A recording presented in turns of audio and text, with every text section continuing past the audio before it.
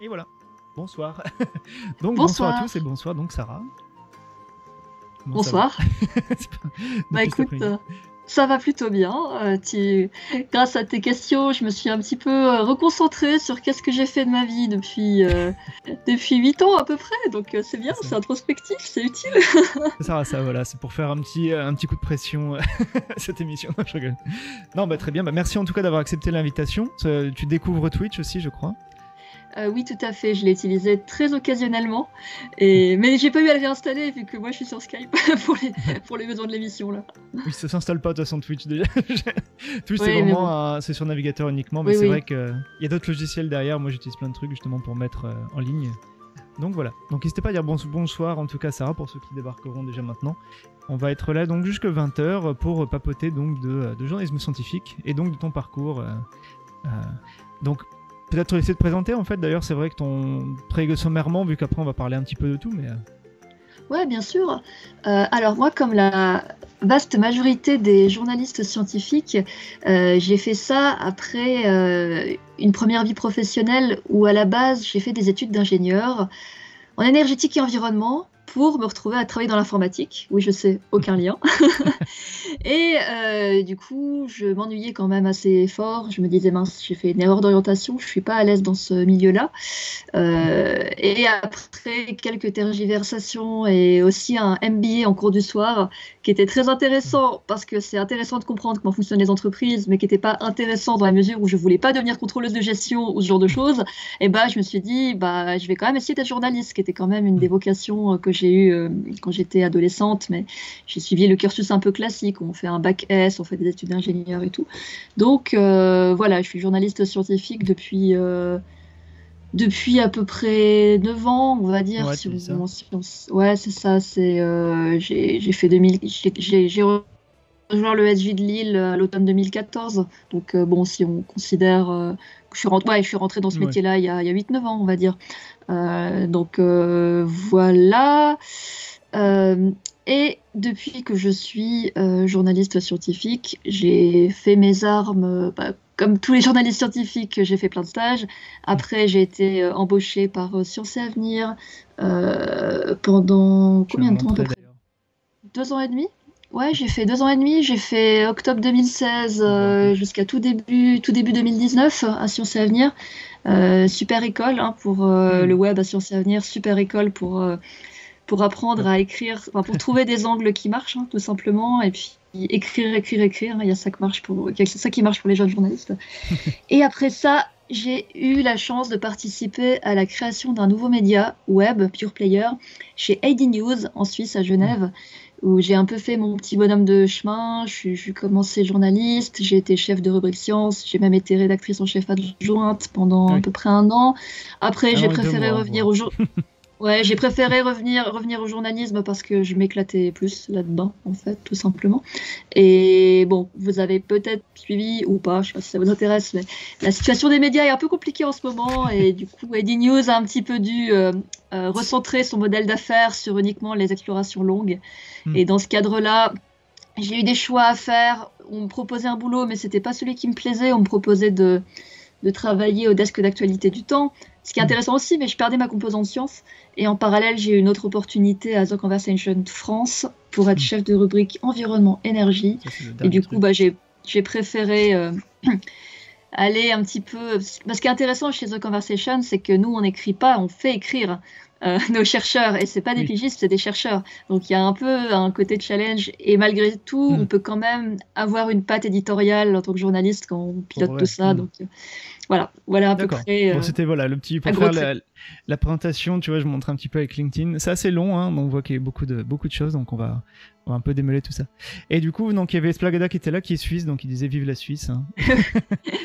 Bon, Tout Jatiz, il à est pas loin, fait. donc il disait il y a un petit accent, d'où le petit accent, il disait. Ouais, je Merci. sais pas. Des fois, mon accent, il T'as pris un peu. ressort quand je parle avec des Suisses et quand je parle avec des Parisiens, il ressort plus. Donc, je cherche à. J'ai renoncé à comprendre. Ah oui, d'accord. Bon.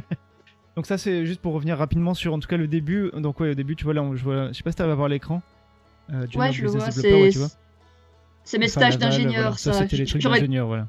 Ouais, j'aurais dû les enlever d'ailleurs, mais bon, ça je garde. Ça fait sérieux, c'est pas mal. IT Project Manager, voilà, ça fait très classe. Oui, enfin ça c'était ma première vie d'ingénieur. Voilà. Première vie d'ingénieur. Ouais. Et donc dans les stages, voilà, on peut voir Novetic quand même. Peut-être le premier stage, c'était ça pendant l'ESJ peut-être, pendant l'école de journalisme. Non, alors mon tout premier stage ESJ, tu sais, on avait je sais pas si c'était pareil ton année, mais oui, on avait PQR d'abord. On avait le stage PQR, ouais. Et moi je l'ai fait à la Tribune de Genève, voilà. ouais, qui est de la PQR, oui et non, vu qu'on est quand même en Suisse, c'est légèrement différent l'écosystème suisse des médias, c'est chez Tamedia, enfin TX+ maintenant, TX Group. Mais ouais, je l'ai fait chez la Tribune de Genève. Ensuite j'ai fait Novetic, j'ai fait l'usine digitale, donc l'usine nouvelle. Et j'ai aussi fait du coup Sciences et Avenir. D'accord, ouais. C'était ça. Donc oui, PQR c'est presse quotidienne régionale. Et il y a PHR aussi pour presse hebdomadaire régionale. C'est un peu voilà tous les trucs, Voix du Nord, Midi Libre, tous les trucs comme ça. Ça englobe. Il y a une formation en fait spéciale à l'ESJ d'ailleurs qui je sais même pas si ça existe encore. Mais bref. En tout cas qui se spécialisait là-dedans. Et nous donc notre premier stage obligatoire c'était ça, c'était un stage voilà. Et c'est super formateur, hein. Moi j'avais beaucoup aimé, j'étais au Midi Libre. C'est vrai que tu fais un article par jour, t'es obligé d'aller, hein. Ça va vite. Ouais, je suis d'accord avec toi, c'est super formateur, mais j'ai beaucoup d'admiration pour les gens qui font toute leur carrière là-dedans, parce que c'est très exigeant, et je pense que les lecteurs se rendent pas forcément compte dans la presse locale, voilà, à quel point c'est quand même boulot, ouais. un sacerdoce, quoi, de prendre la voiture tous les jours pour aller là où il se passe des choses. C'est des confrères qui font un super boulot, vraiment. C'est énormément de déplacements par rapport à... J'en ai scientifique, on est plutôt au bureau. Parfois des déplacements, mais bon, il y a moins. On va pas tout le temps aller à l'autre bout du monde non plus. Cela dit, la fois où j'ai eu l'occasion de visiter le LHC quand le CERN a fait son long shutdown, je sais plus lequel, je crois que c'était le deuxième. Le long shutdown, en fait, c'est des moments où le LHC, donc le grand collisionneur de hadrons, le grand accélérateur de particules du CERN, il l'arrête pour faire des travaux de maintenance. Et c'est les moments où on peut le visiter et on peut, nous, pauvres mortels, descendre sous terre, regarder, c'est magnifique. Wow, ça ressemble vraiment. Ça doit être chouette, ça. Et donc, en tout cas, pour revenir dans l'ordre, en tout cas, donc oui, Sciences et Avenir, voilà, avec le stage aussi. Ça, c'est le stage plutôt d'été, on va dire, pour le truc de 2 mois, en tout cas. Ouais, tu peux voir les dates, effectivement. En fait, j'avais réussi à en faire 2. J'avais fait Sciences et Avenir sur juillet-août, et j'avais fait l'usine digitale sur septembre-octobre, je crois. Et j'avais un petit peu réussi à tirer, j'avais demandé l'accord de Pierre Savary, notre estimé directeur de l'ESJ. Qui toujours, ouais. Et ensuite, du coup, donc ça c'est après, non, après c'est l'après-promo. D'ailleurs, j'avais une petite photo de la promo, je crois que j'avais gardée vu que on avait déjà vu une partie de la promo avec Sophie, justement, qui est là, au milieu. Donc toi qui es à gauche. Donc voilà, c'est pour rappel, on va pas faire du coup tout le point sur la promo, vu qu'on l'avait déjà fait avec Sophie dans le deuxième épisode de... je me souviens exactement du jour où cette photo a été prise. On était en train de boucler... et le champagne. On était en train de boucler notre magazine d'intensive. Et là, j'explique pour ceux qui ne savent pas de quoi je parle, et c'est normal. C'est que, en fait, on doit fabriquer de A à Z un magazine.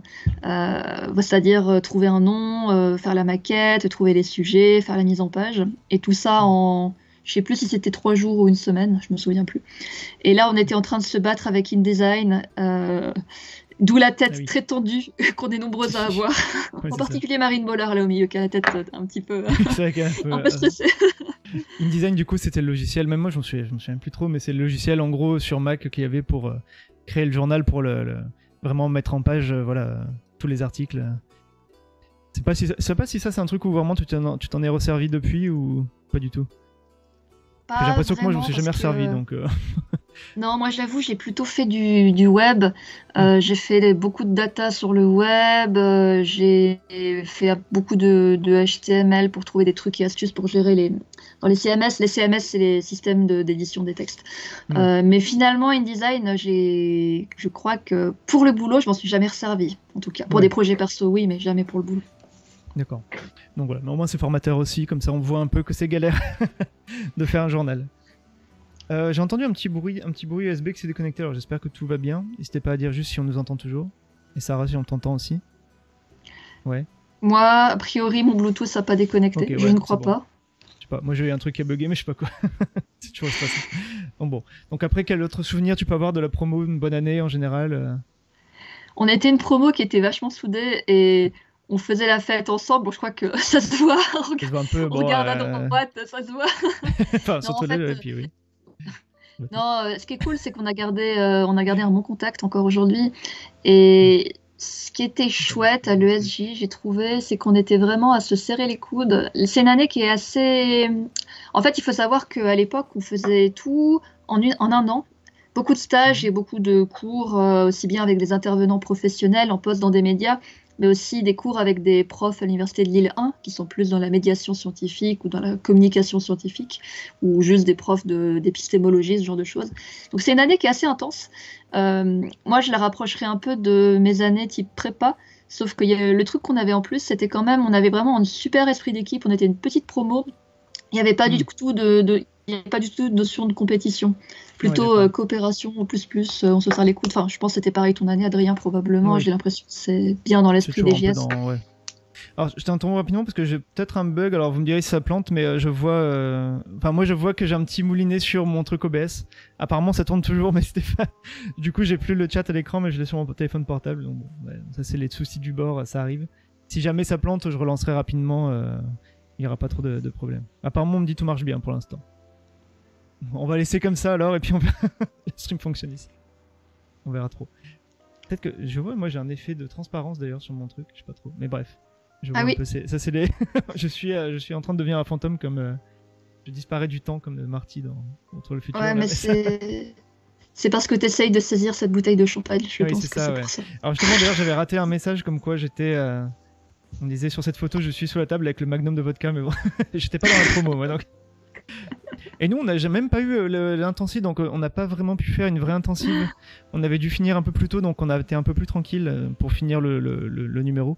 Donc on n'a pas eu le truc du soir comme ça très tardivement. Donc bon. Et il y a Splagada disait c'est comme la prépa sans les connards. Il dit bon bref. Mais moi j'ai un bon souvenir de prépa quand même. Mais je sais pas si toi t'avais fait une prépa ou c'était fac plutôt pour être ingénieur d'ailleurs, mais. Moi, c'était prépa intégrée et l'ambiance était plutôt bonne, mais bon, moi je venais d'un petit lycée, donc je suis arrivée dans une prépa intégrée INSA de Lyon, on était 800 par année, forcément ça fait un petit choc, quoi. Ouais. Mais pourquoi je souligne cet aspect coopération, c'est aussi parce que, comment dire, pour les gens qui ne sont pas spécialisés en sciences, j'ai l'impression que la culture journalistique est un petit peu plus compétitive. Tu vois ce que je veux dire, Adrien? Oui. Où il y a plus de compétition pour avoir les boulots, ce genre de. Enfin, c'est l'impression que j'en ai, en tout cas. Nous, en tout cas, on semble un peu échapper à cette logique. Bon, après, ça dépend des personnes, quoi. C'est comme tout. Après, je pense que des spécialistes, justement, comme nous, on a une formation particulière de journaliste scientifique, donc il y a une forme de rivalité peut-être, mais pas aussi intense, je pense, que pour les généralistes. Qui cherche à être le présentateur du GTTF1. Enfin voilà, il y a peut-être d'autres formes d'objectifs, disons, et plus de rivalité, quoi. Ouais, probablement. Après, ce qui est assez stimulant, c'est que de toute façon, le rouleau compresseur de numérique, on se le prend tous de la même façon. L'effondrement des audiences web, on se le prend tous de la même façon aussi. Donc clairement, il faut réinventer les choses. Aussi sur Twitch d'ailleurs, qui est aussi un médium. Donc globalement, moi je pense qu'il y a de la place pour tout le monde. Il y a juste des bonnes idées à trouver, quoi. Ouais. Voilà, donc c'est bien, on a pu parler déjà. De toute façon, ça tombait bien, on a fait un peu la pause pour la fin de la formation. Et du coup, on va passer un petit peu sur d'autres formes. Tout le reste elle m'a envoyé 30 000 articles là, donc si vous voulez on peut passer la nuit dessus sur 30 000 articles écrits sur Ready News, mais pas beaucoup justement sur Science et Avenir, donc je vais essayer de vous faire je vous prépare un petit sondage pendant qu'elle peut répondre aux questions. Vous allez voir sur quel genre de mystère elle a pu alors que c'est quoi comme on avait dit comme nom, quel mystère as-tu éclairci? Oui, quel mystère étonnant ou quel mystère surprenant as-tu éclairci quand tu travaillais pour Science et Avenir? Bon, il y a une question sur comment te situes-tu vis-à-vis du rotomoulage et de l'impact politique. Le rotomoulage, je trouve que c'est un mot qui sonne bien. Après, j'ai pas d'opinion sur le positionnement politique du rotomoulage, par exemple. Ah, quand même. C'est un peu la private joke ici, le rotomoulage. Mais oh, ça va, il y a pire. Et du coup, il y a un effet rotomoulage, alors je sais pas s'il marche là. C'est moi qui l'ai ajouté, j'ai mis un truc de rotomoulage, alors t'auras pas le son. Le rotomoulage est une technique avec un truc de transformation rotomoulage qui Merveilleux. tourne, de voilà. matière Donc bref. plastique Ah, c'est permettant génial. la Pour fabrication tout vous dire, quand le mot rotomoulage a été prononcé, j'ai quand même cherché dans ma tête. Qu'est-ce que Ça c'est, veut ouais. dire quoi déjà? Ah oui, c'est ça. Oui, maintenant c'est très clair. Alors du coup, petit sondage, tiens, pendant que répond, on va mettre ça pendant 1 minute seulement. Quel mystère donc as-tu éclairci? Alors j'ai mis 3... Enfin voilà, il y a une seule bonne réponse, hein. On va voir si ça s'affiche, voilà. Alors j'ai mis la terre creuse, le vin bleu ou le coq à 3 pattes, voilà. Je vous laisse décider, voilà, les gens peuvent voter pendant 1 minute, comme ça au moins ça fait un peu une transition. Alors ne pas être positionné est un positionnement québécois. J'attise. Si Politique je sais pas, mais Alors- niveau écologique je suis pas vraiment sûr. Ok. j'ai un positionnement personnel, comme tout le monde, sur beaucoup de sujets. Après, comme la plupart des journalistes, d'autant plus scientifiques, on doit savoir se détacher de son propre positionnement pour aussi aborder les sujets. On n'est jamais neutre, ça, je pense qu'on n'est jamais neutre, mais on doit quand même faire cet effort-là et être très prudent à la manière dont on se présente et dont on présente les choses. D'où cette forme de déformation professionnelle, je pense que vous comprendrez, parce que quand on écrit sur la désobéissance civile, l'inaction climatique, qui sont quand même des sujets très politiques. Voilà, je n'écris pas au Figaro, mais vous voyez quand même, les sujets sont quand même parfois un peu touchy. Donc, Oui, voilà, c'est ça. Non, mais c'est une bonne réponse, comme quoi, à partir d'une question qui était sur le rotomoulage, en tout cas. Donc voilà. Alors, désolée, il y a eu plus de votes sur le vin je fais bleu. des réponses, Il y a quand même eu un vote je fais sur des le réponses trop coq à 3 pattes. sérieuses. Non, mais c'est bien, après. Ah, Donc bon, là. moi, je vois pas les réponses. Ah, t'as pas vu sur l'image? Je sais pas si t'as pu voir. Non, Faudrait que tu non, remettes. j'ai que ma tête en. J'ai que ma tête en grand. Il faut que tu fasses clic droit sur sur ma vidéo et puis faire épingler normalement. Donc si t'arrives à voir. Ah, ok. Attends, est-ce que j'ai remis pour toi? Clac. Ouais, normalement tu dois voir. Ouais, c'est bon, je t'ai épinglé. Ouais, voilà. Non, mais du coup, tant pis, c'est trop tard. De toute façon, c'est passé maintenant. Il dit bonne réponse en tout cas. Oh, vous avez bien deviné pour le vin bleu, du Voilà, coup, c'est c'est ça? Bah, t'as spoilé du coup le truc, mais oui, voilà. Hop, on va remettre comme ça. Donc voilà, ça c'est un article que t'avais écrit pour Science et Avenir. Hein, sur le vin bleu, donc le Ouais. vin naturellement bleu venu d'Espagne. Oui, ça m'avait amusé parce que c'est vraiment les histoires les polémiques qui ne durent que quelques semaines et qu'on oublie pour toujours, où on avait un producteur de vin dans le sud de la France, ou même la Corse, je me souviens plus, qui affirmait à l'antenne de je ne sais plus quelle radio, je crois que c'était Bah, c'est France 7 en Bleu plus, ou non, justement. radio comme ça. C'est le suite de 7 Ouais. qui disait ça. C'est ça, ouais. Qui disait non, mais si, mon vin, il est naturellement bleu, il n'y a aucun produit chimique dedans.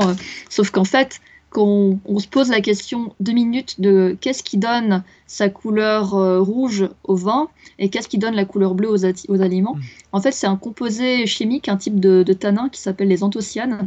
Il y en a toute une famille. Et en fait, le pH, donc le niveau d'acidité d'un liquide ou même d'un aliment, va influencer sur la couleur qui va sortir. Donc par exemple, tout ce qui est blueberries, les mûres, les cassis, ces trucs-là, c'est bleu, c'est des anthocyanes. Mais le vin, lui, il est rouge. Et ça, c'est lié au pH, c'est lié à l'acidité. En gros, le vin, il a un pH trop bas pour être bleu. Et globalement, je me suis amusée un petit peu. Bon, j'ai posé la question à des chercheurs, je crois que c'était l'INRAE, l'INRA qui maintenant est devenu l'INRAE. Ouais. Et forcément, ils m'ont dit bah non, c'est pas possible du tout. Enfin, en gros, ça veut dire que pour qu'il soit vraiment bleu, il faudrait qu'il soit basique. Or, on a vu avec une petite bandelette de papier pH que ce vin était absolument acide, normal, et pas basique. Donc, en fait, le fond du truc, c'est que parce que du coup, c'était le mystère. Alors, il n'y avait pas trop de gens qui connaissaient encore la réponse à ce moment-là. C'était un peu voilà le élément marketing finalement, le vin bleu. C'est ça, j'avais une journaliste radio qui m'avait appelé après pour faire un petit sujet. En fait, c'était vraiment tout bête, comme je vous l'explique, il suffisait juste de se poser la question. Et cette anecdote me fait rire. Voilà, je m'en souviens. Après, pour tout vous dire, Science et Avenir, il supprime les articles au bout de quelques années. Et comme parfois j'ai la mémoire un peu courte, j'ai eu du mal à retrouver l'historique. J'ai pas fait de copie de tous les papiers. Je sais juste que quand je suis partie, je devais avoir dans les 1000 papiers à mon actif en 2 ans et demi. Ah oui, quand même. Donc, ouais, c'est... Bon, il est long celui-là. Hein. Aussi... Après, peut-être moins long aussi, parfois pas mal d'actu du jour. Ouais, voilà, c'est ça, il y avait pas mal d'actu du jour. Ça m'avait peut-être pris un peu plus de temps que les autres pour le faire. Oui. Donc, tu vois. Parce que, bon, je montre un peu, regardez juste la taille de l'article, c'est pas mal. Il y avait de quoi, voilà. Ça fait quoi? Ça fait un bon 6000 signes, 9000, enfin bon, c'est déjà pas trop mal, quoi. Ouais, 5000, 6000, un truc comme ça. Puis il y avait un débat juridique aussi, parce que, en fait, pour l'Union européenne, il y a un statut sur qu'est-ce qui peut être vendu sous forme de vin ou de produits à base de vin. Donc forcément, il y avait potentiellement une arnaque derrière sur comment est vendu le produit. Bon, après, j'ai pas fait le follow-up, j'ai pas fait le suivi. Ouais, mais en fait, dans ce sujet-là, il y a plusieurs choses qui m'intéressent. Moi, c'est comment finalement... on peut avoir soit des choses légères, des sujets de société, ça peut être soit des choses un peu légères, comme ce truc-là, cette bizarrerie, ou d'autres sujets beaucoup plus graves, comme la pandémie de Covid, ou le changement climatique, ou je sais pas, les effets des ondes sur la santé, ou les perturbateurs endocriniens. C'est que des choses... En fait, le léger ou le grave, on peut l'aborder d'une façon scientifique pour essayer un petit peu de départager les choses, en fait, de départager les arguments. Et c'est là où le journalisme scientifique, il sort un petit peu du journalisme de rubrique. Alors, j'ai aussi fait des papiers sur... Ça tape un peu, là, je sais pas lequel. Ouais, c'est chez moi, je suis désolée, c'est chez moi, mais ça va s'arrêter. Non, ça va s'arrêter. Et du coup, c'est... Enfin, moi, j'ai grandi avec les superbes images de Sciences et Vie, de Sciences et Avenir, les unes avec ces images du cosmos absolument superbes. Et effectivement, quand j'ai à faire des articles sur les premières images de LIGO, je crois que je sais plus, la première image d'un trou noir, là, c'était il y a 2 ans, je crois. Ça, évidemment, c'est génial. On touche vraiment à la fascination qu'on a pour ces choses-là. Mais il ne faut pas négliger non plus la société, comment finalement la science nous éclaire sur la société. Quoi. Oui, d'accord. Alors du coup, je disais bonsoir aussi à ceux qui étaient arrivés, comme Tienou, qui disaient bonsoir. Et ils disaient, alors oui, la bonne réponse pour le vin bleu, c'était quoi? Parce que vous avez fait vraiment un test vous-même dans la rédaction, alors avec le pH. Et plutôt, c'était plutôt pour voir que c'était vraiment acide, et donc qu'il y avait bien une manipulation, en fait, qui faisait que c'était pas un vrai vin. Si j'ai lu rapidement, j'ai pas eu le temps de tout lire en entier aujourd'hui. Donc ils ont dû changer, je voyais à la fin, pour dire que c'était une boisson à base de vin, mais pas vraiment du vin, alors, c'est ça?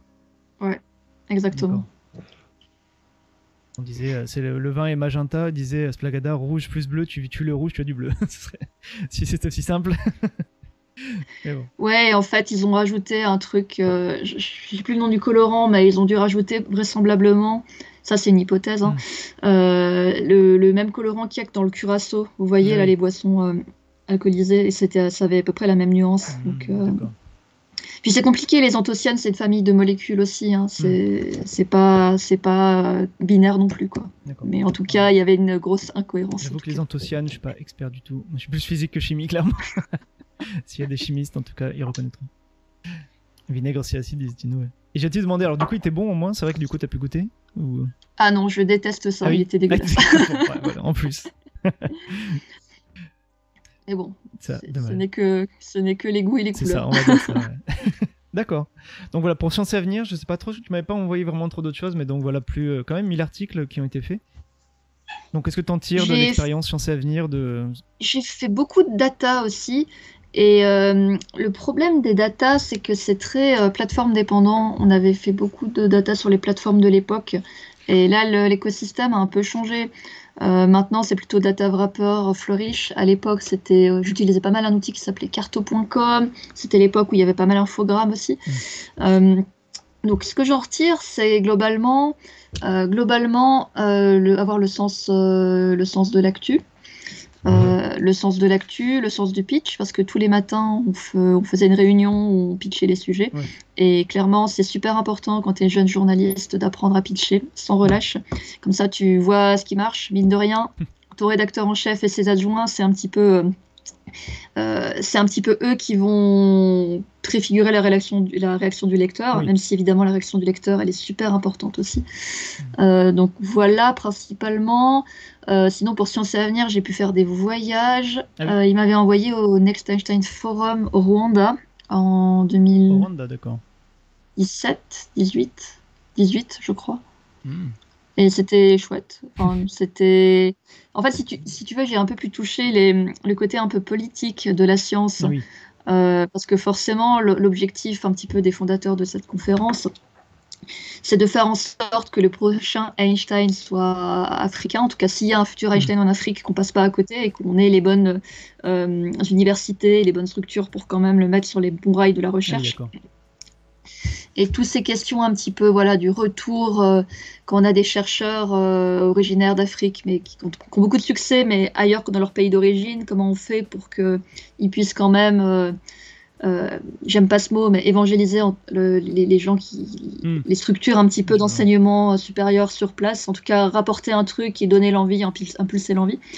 Et ça m'a un peu... C'est des questions qu'on couvre des fois en tant que journaliste scientifique, mais elles sont pas faciles à rendre palpables. En tout cas, on navigue dedans un peu tout le temps, quoi. Enfin, c'est pareil en France, en Suisse, il y a un écosystème de la recherche, il y a des classements des universités. Enfin bref, j'ai trouvé ça vachement formateur. Et chez Sciences et Avenir, globalement... C'est pas à côté pour le coup, ouais. c'est assez original. Non, c'est pas à côté. Puis sinon, j'ai couvert pas mal de tech. J'ai pas mal couvert les voitures autonomes, les IA. Puis là, en fait, c'est là où mon expérience d'ingénieur en système d'information a été assez utile parce que du coup, pour expliquer l'IA, c'est un peu un défi que je m'étais posé pendant... Enfin, j'ai plus les papiers en tête vu que voilà, j'ai plus accès aux papiers de Sciences et Avenir qui sont trop vieux. Mais expliquer simplement comment une IA apprend, c'est un truc que j'adore faire, que j'ai fait dans plusieurs articles. Donc là, tu dois bien t'amuser comment encore. Comment l'IA apprend. ouais, non, mais c'est passionnant. C'est passionnant parce qu'à trop simplifier, on commet des erreurs, comme croire que l'IA a une conscience et qu'elle va... Non, c'est on discutera vu que du coup j'ai fait quelques articles effectivement là-dessus que tu as mis de côté pour AD News. Mais du coup, pourquoi est-ce que tu es passé donc de Sciences et Avenir à AD News? Comment ça s'est fait si on revient un peu dans le... Donc tu as d'abord été en stage effectivement en Sciences et Avenir. Ouais. Je voyais aussi que tu avais été formatrice quand même aussi à l'ESJ quand même à un moment. En tout cas, tu as mis un an à moi. Alors, je sais pas si c'était data journalisme, en tout cas, tu as donné des cours retour à l'école. Ouais, c'était en data. Ouais, j'ai donné deux années de suite des cours un peu en data pour nos confrères qui sont sortis de JS comme nous. Et j'ai aussi donné des cours, mais plus récemment en Suisse, à l'Université de Neuchâtel, à l'Académie du journalisme et des médias, qui est l'une des deux formations les plus reconnues, enfin, qui sont principalement reconnues pour être journaliste en Suisse romande, en tout cas. Et ça, c'était cette année, l'an dernier, et on était plus sur du journalisme scientifique général. Voilà. Splagadadji, elle a eu une augmentation, ça aide. C'est peut-être ça, juste, mais... Peut-être. Hein. Donc 2 ans, 7 mois Sciences et Avenir, effectivement, jusqu'en mars 2019, pour ensuite, après, passer, effectivement... Donc oui, là, on voit la formation Université de Neuchâtel. Autrice du rapport aussi, la diplomatie scientifique, une chance pour Genève. Ça, c'est pas mal dans LinkedIn. Oui, alors effectivement, ça, c'est mon chef à AD News qui m'a demandé d'écrire ça. Moi, j'ai pas été payée, c'est AD News qui a été payé pour ça. En fait, j'avais eu le malheur de... En fait, il y avait une conférence régulière qui est organisée par GESDA, qui est une fondation qui se préoccupe de diplomatie scientifique et de... En gros, comment on ne rate pas les grandes innovations de demain et on s'assure qu'il y ait des startups qui se montent pour en bénéficier. Et ça, c'est quand même un dispositif semi-public.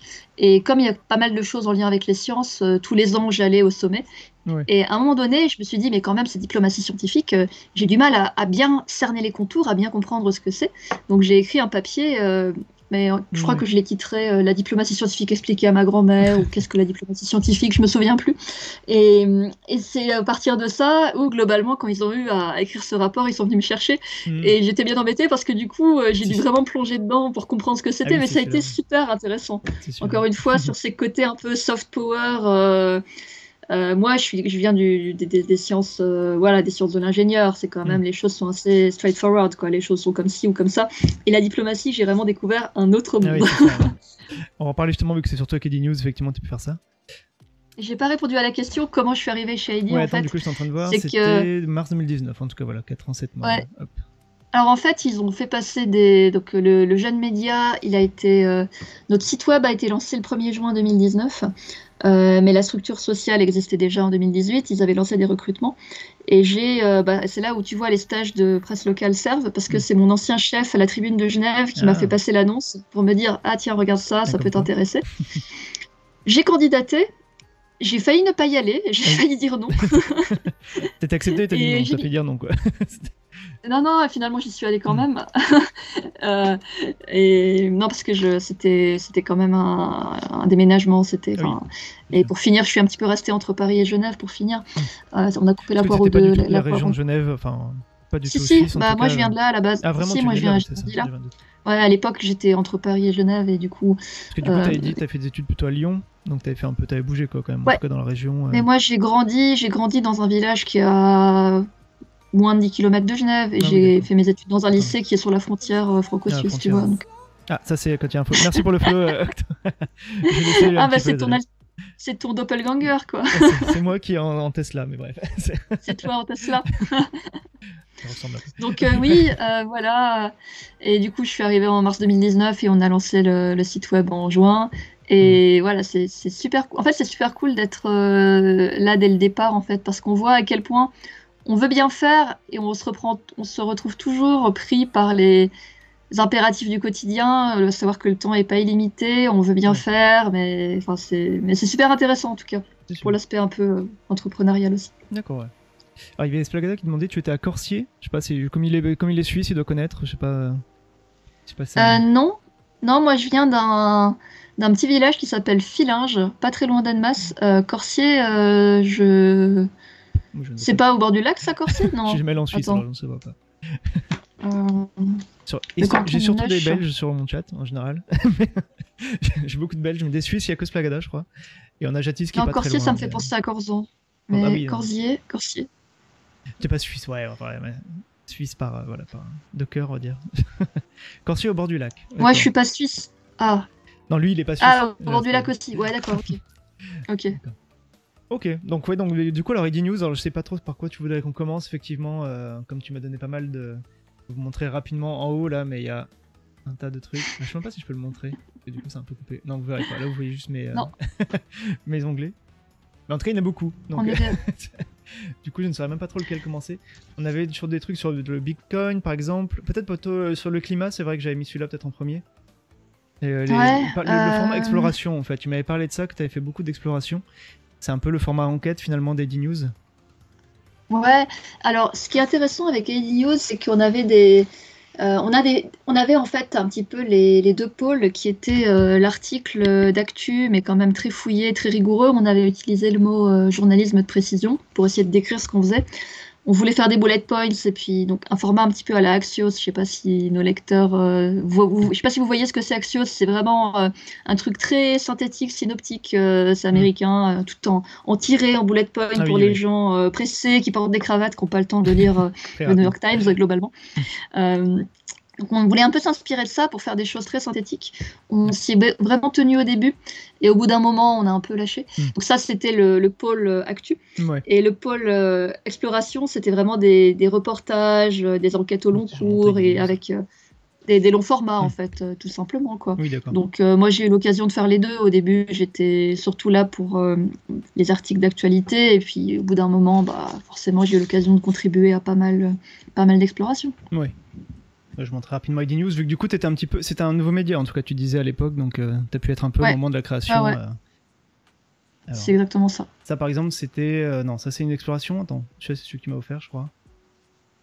Je sais même plus si c'est une exploration celui-là, épisode numéro 3, ouais c'est une exploration. Ouais, voilà. C'est tout à fait une exploration. C'était une exploration, je sais qu'on n'était pas d'accord avec mon chef sur les titres. Parce qu'en fait, on parle d'adaptation au changement climatique.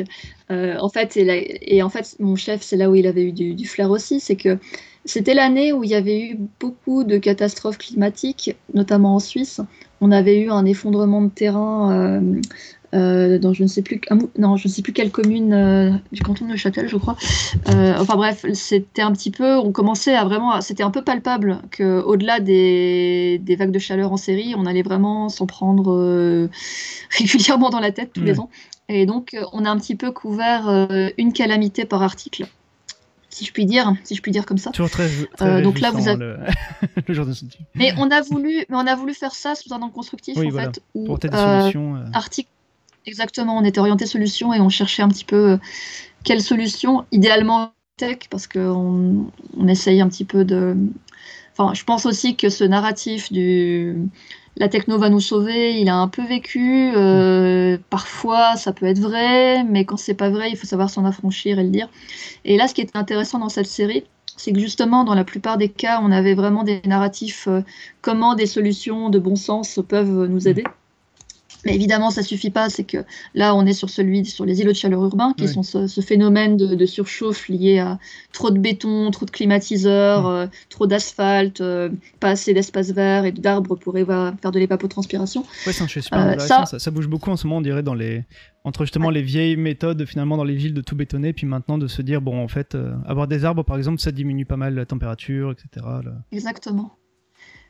Mais ce qui est un peu tragique, à mon sens, dans ces questions-là, c'est que ça dépend de choix humains. Là, en l'occurrence, c'est des choix urbanistiques. Et c'est des choix dont l'inertie, elle est quand même de dizaines d'années.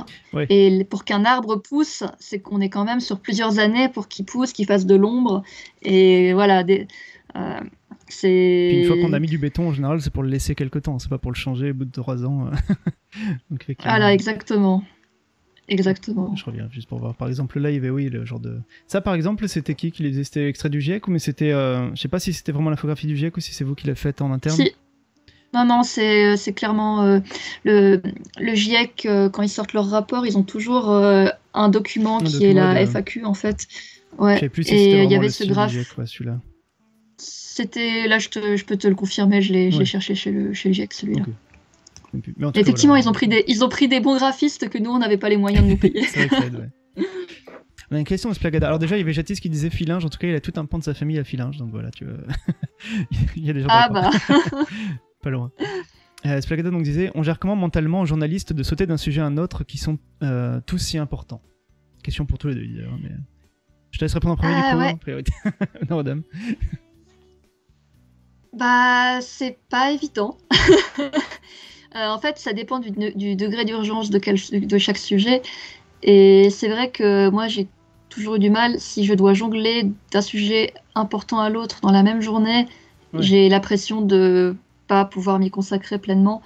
Donc, non, mais c'est sûr que parler de climat, ça fout le bourdon, ça je suis d'accord. Comme couvrir la pandémie quand on est en pleine pandémie et qu'on voit que tout part en cacahuète, ça fout le bourdon aussi. Donc, je dirais que la bonne solution, c'est... On est un peu une profession, on nous demande de travailler tout le temps, souvent les week-ends aussi. Donc, je pense qu'il faut avoir une bonne hygiène mentale, pas hésiter à couper, même si c'est pas toujours facile. C'est sûr. Et toi, comment tu fais, Adrien? Je pense que je travaille moins déjà. Ta solution à toi? Non, après, moi, je bosse beaucoup dans le spatial aussi. Faut donc, pas dire ça. Ça aide beaucoup, je pense. Les sujets spatiaux, c'est vachement cool. Enfin, là, il y a pas longtemps, j'ai parlé avec des astronautes, des trucs comme ça, et c'est tellement fascinant que du coup, voilà, ça permet de bien se reposer quand tu fais des sujets beaucoup plus... Juste avant, j'ai écrit sur la guerre, donc voilà, mais bon. Et après, moi, j'aime bien les trucs un peu dramatiques aussi, donc du coup, ça va, je pense. Mais bon, il faut avoir pas mal d'humour noir, peut-être ça peut aider... Ouais, c'est intéressant ce que tu dis, parce que quand on a eu le début de la guerre en Ukraine, début 2022, et qu'on m'a dit, il faut que tu écrives des sujets sur la guerre, bon, j'ai cherché des trucs comme la pollution environnementale qui découle des guerres, l'empreinte carbone de la guerre. Et c'est sûr que quand dans les actus que toi tu consommes, parce qu'on est aussi des consommateurs de news, on regarde les actus, quoi, et que dans ton boulot c'est pareil, et je pense à nos confrères en actu international qui doivent bien manger là en ce moment. En ce moment là, c'est ce que je me disais.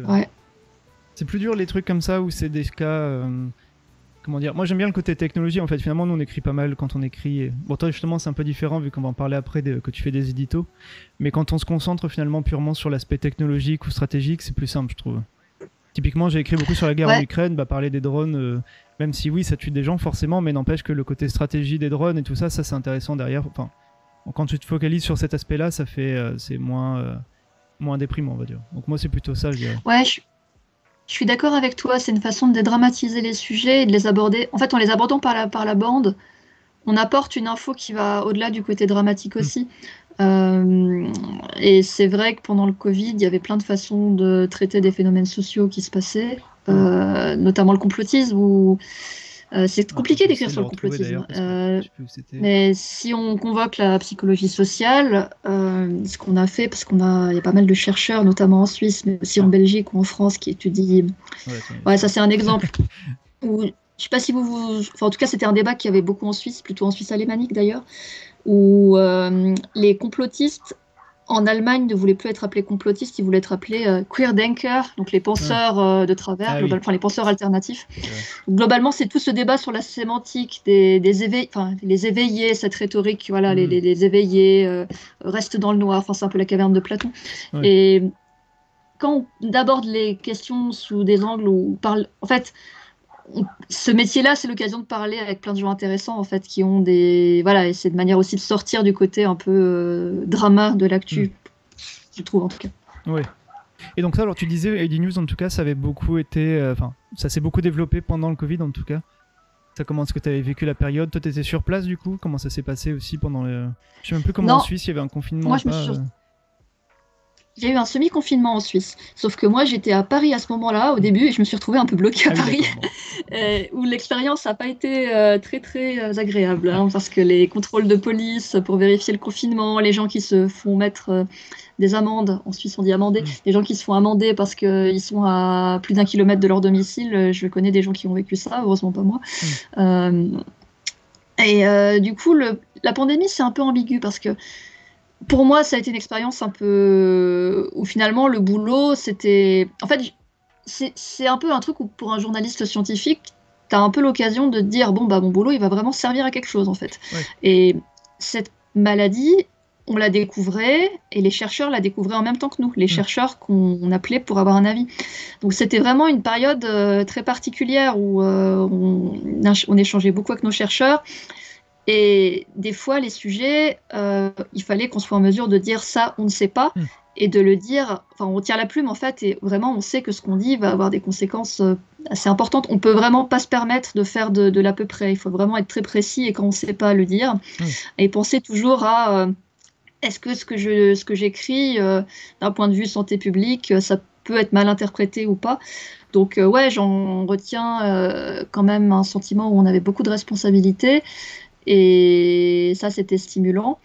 Et ça, je pense aussi, ça a permis à pas mal de rédactions de réaliser qu'ils n'avaient pas forcément assez de journalistes scientifiques en interne dans leur rang, en tout cas en France. Je ne sais pas si tu te souviens un petit peu de ce débat-là. C'était flagrant parfois. Enfin, au moins, c'est bien, ça a permis de voir que ça manquait un peu de culture scientifique. Peut-être que ça a amené du coup à des changements d'ailleurs sur la filière JS de l'ESJ où ils ont fait pour intégrer... Maintenant, en fait, nous, on avait une filière qui était séparée, donc pour rappel, que j'en avais déjà parlé avant, mais rapidement, nous on avait une filière vraiment séparée, c'était vraiment purement journaliste et scientifique, c'était vraiment focalisé là-dessus. Alors que les généralistes, eux, ils sont des spécialités juste radio, télé, ils apprennent juste à faire du journalisme, mais ils n'ont pas de culture scientifique au fond. Et là maintenant, il y a une formation où ça peut aider à faire du journalisme scientifique. Bon, je sais pas trop comment aller. Ouais, je pense c'est bien et c'est pas bien parce que c'est bien d'avoir des journalistes qui viennent d'un cursus classique de journaliste, qui soient sensibilisés et formés aux sciences, comme nous on l'a été. Mais en même temps, je pense que ça appauvrit un petit peu les profils un peu plus atypiques, de gens qui ont bossé, de gens qui ont fait un doctorat. Oui. Quelqu'un qui a fait un doctorat comme Sophie ne vont pas forcément repartir pour 2 ans d'études en entier. Donc, c'est ce qu'on disait, ouais.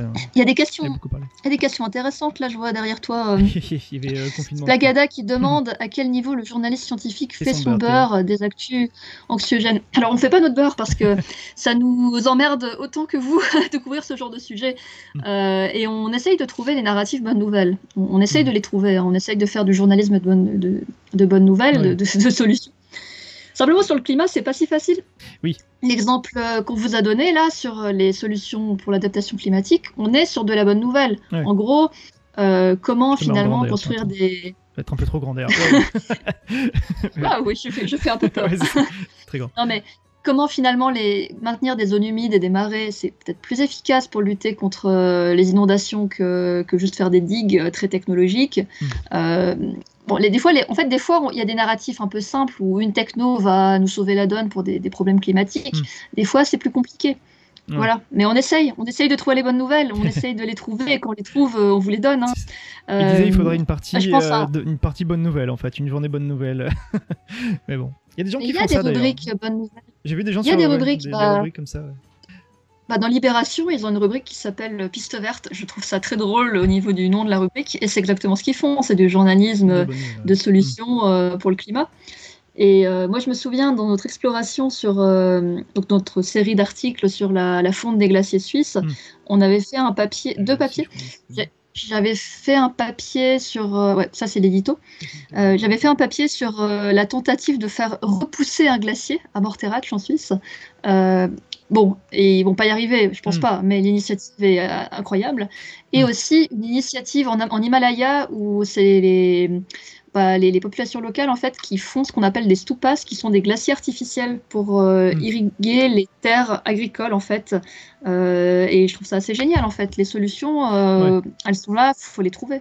Le problème après, c'est que voilà, il faut pas non plus. Si tu fais que des solutions, moi j'ai envie de dire, ça fait un peu comme le côté Science et Vie, c'est souvent accusé de ça d'ailleurs. Le côté tous les 2 mois, il y avait une révolution en couverture, et au bout d'un moment, les gens ils se disent, bah en fait, la fusion nucléaire, moi je l'ai lu depuis que je suis petit, et finalement, elle est toujours pas là quoi. Donc au bout d'un moment, c'est vrai que ça fait un peu, bon bah, je vais arrêter de lire le truc vu que ça à chaque fois ils me disent, ils me vendent, je suis d'accord avec toi. En fait, le problème, c'est que les vraies révolutions industrielles, elles mettent du temps à se mettre en place. Bah, on l'a vu avec l'ARN messager. C'est qu'il a... Ouais, non, mais il était déjà quasiment prêt avant, en fait. Mais ce que je veux dire, c'est que la fusion, on nous la promet à chaque fois pour dans 10 ans, pour dans 20 ans. On fait des pas incrémentaux vers où on améliore le temps de confinement. Il y a plusieurs technos et tout. Mais je suis d'accord avec toi, à prêcher la révolution, il y a toujours une révolution, sauf qu'on perd de vue les vraies révolutions, en fait. C'est ça aussi. Après, il y a les trucs un peu médiatiques. Comme dit Splagada, voilà, la fusion nucléaire, c'est dans 30 ans, depuis 60 ans. C'est un peu ça. Ouais, non, mais c'est vrai. Et tu nous disais, en tout cas, oui, le manque de... Il a prouvé le manque de journalistes scientifiques, une vraie plaie pendant la pandémie aussi. C'est vrai. Je partage le constat. Alors d'ailleurs, justement, c'est ça qui est intéressant par rapport, on a une grosse différence justement dans le travail à tous les deux, c'est que toi, donc, tu as fait des éditos, donc un peu un partage d'opinion. Alors je sais plus lequel tu voulais que je mette en exemple. Attends, t'as par exemple... Bonne question. Celui-là, par exemple, c'est ça. Oui, par exemple. Et ça, comment ça s'est fait pour toi? Tu disais, ça a été un travail un peu différent, justement, enfin en tout cas le processus pour accepter de faire ça et comment le faire. Ça m'intéresse. Oui, alors c'est sûr que toi ou moi, quand on nous dit édito, on pense à des éditos de médias plutôt à droite. Mais en fait, pourquoi j'ai dû faire des éditos? On avait une newsletter, ils ont toujours ID News une newsletter qui part tous les samedis matins, qui est vraiment très éditorialisée, où en fait, on prend un sujet, on en fait un édito, un journaliste en fait un édito, on met des bonnes lectures, on enrichit la newsletter autour de ça. Et voilà, et tous les samedis, il fallait un édito. Vu qu'elle est arrivée, le temps d'installer l'appli, elle disait. Donc bon, elle te dit le bonjour. Ah, salut Sophie. Ouais.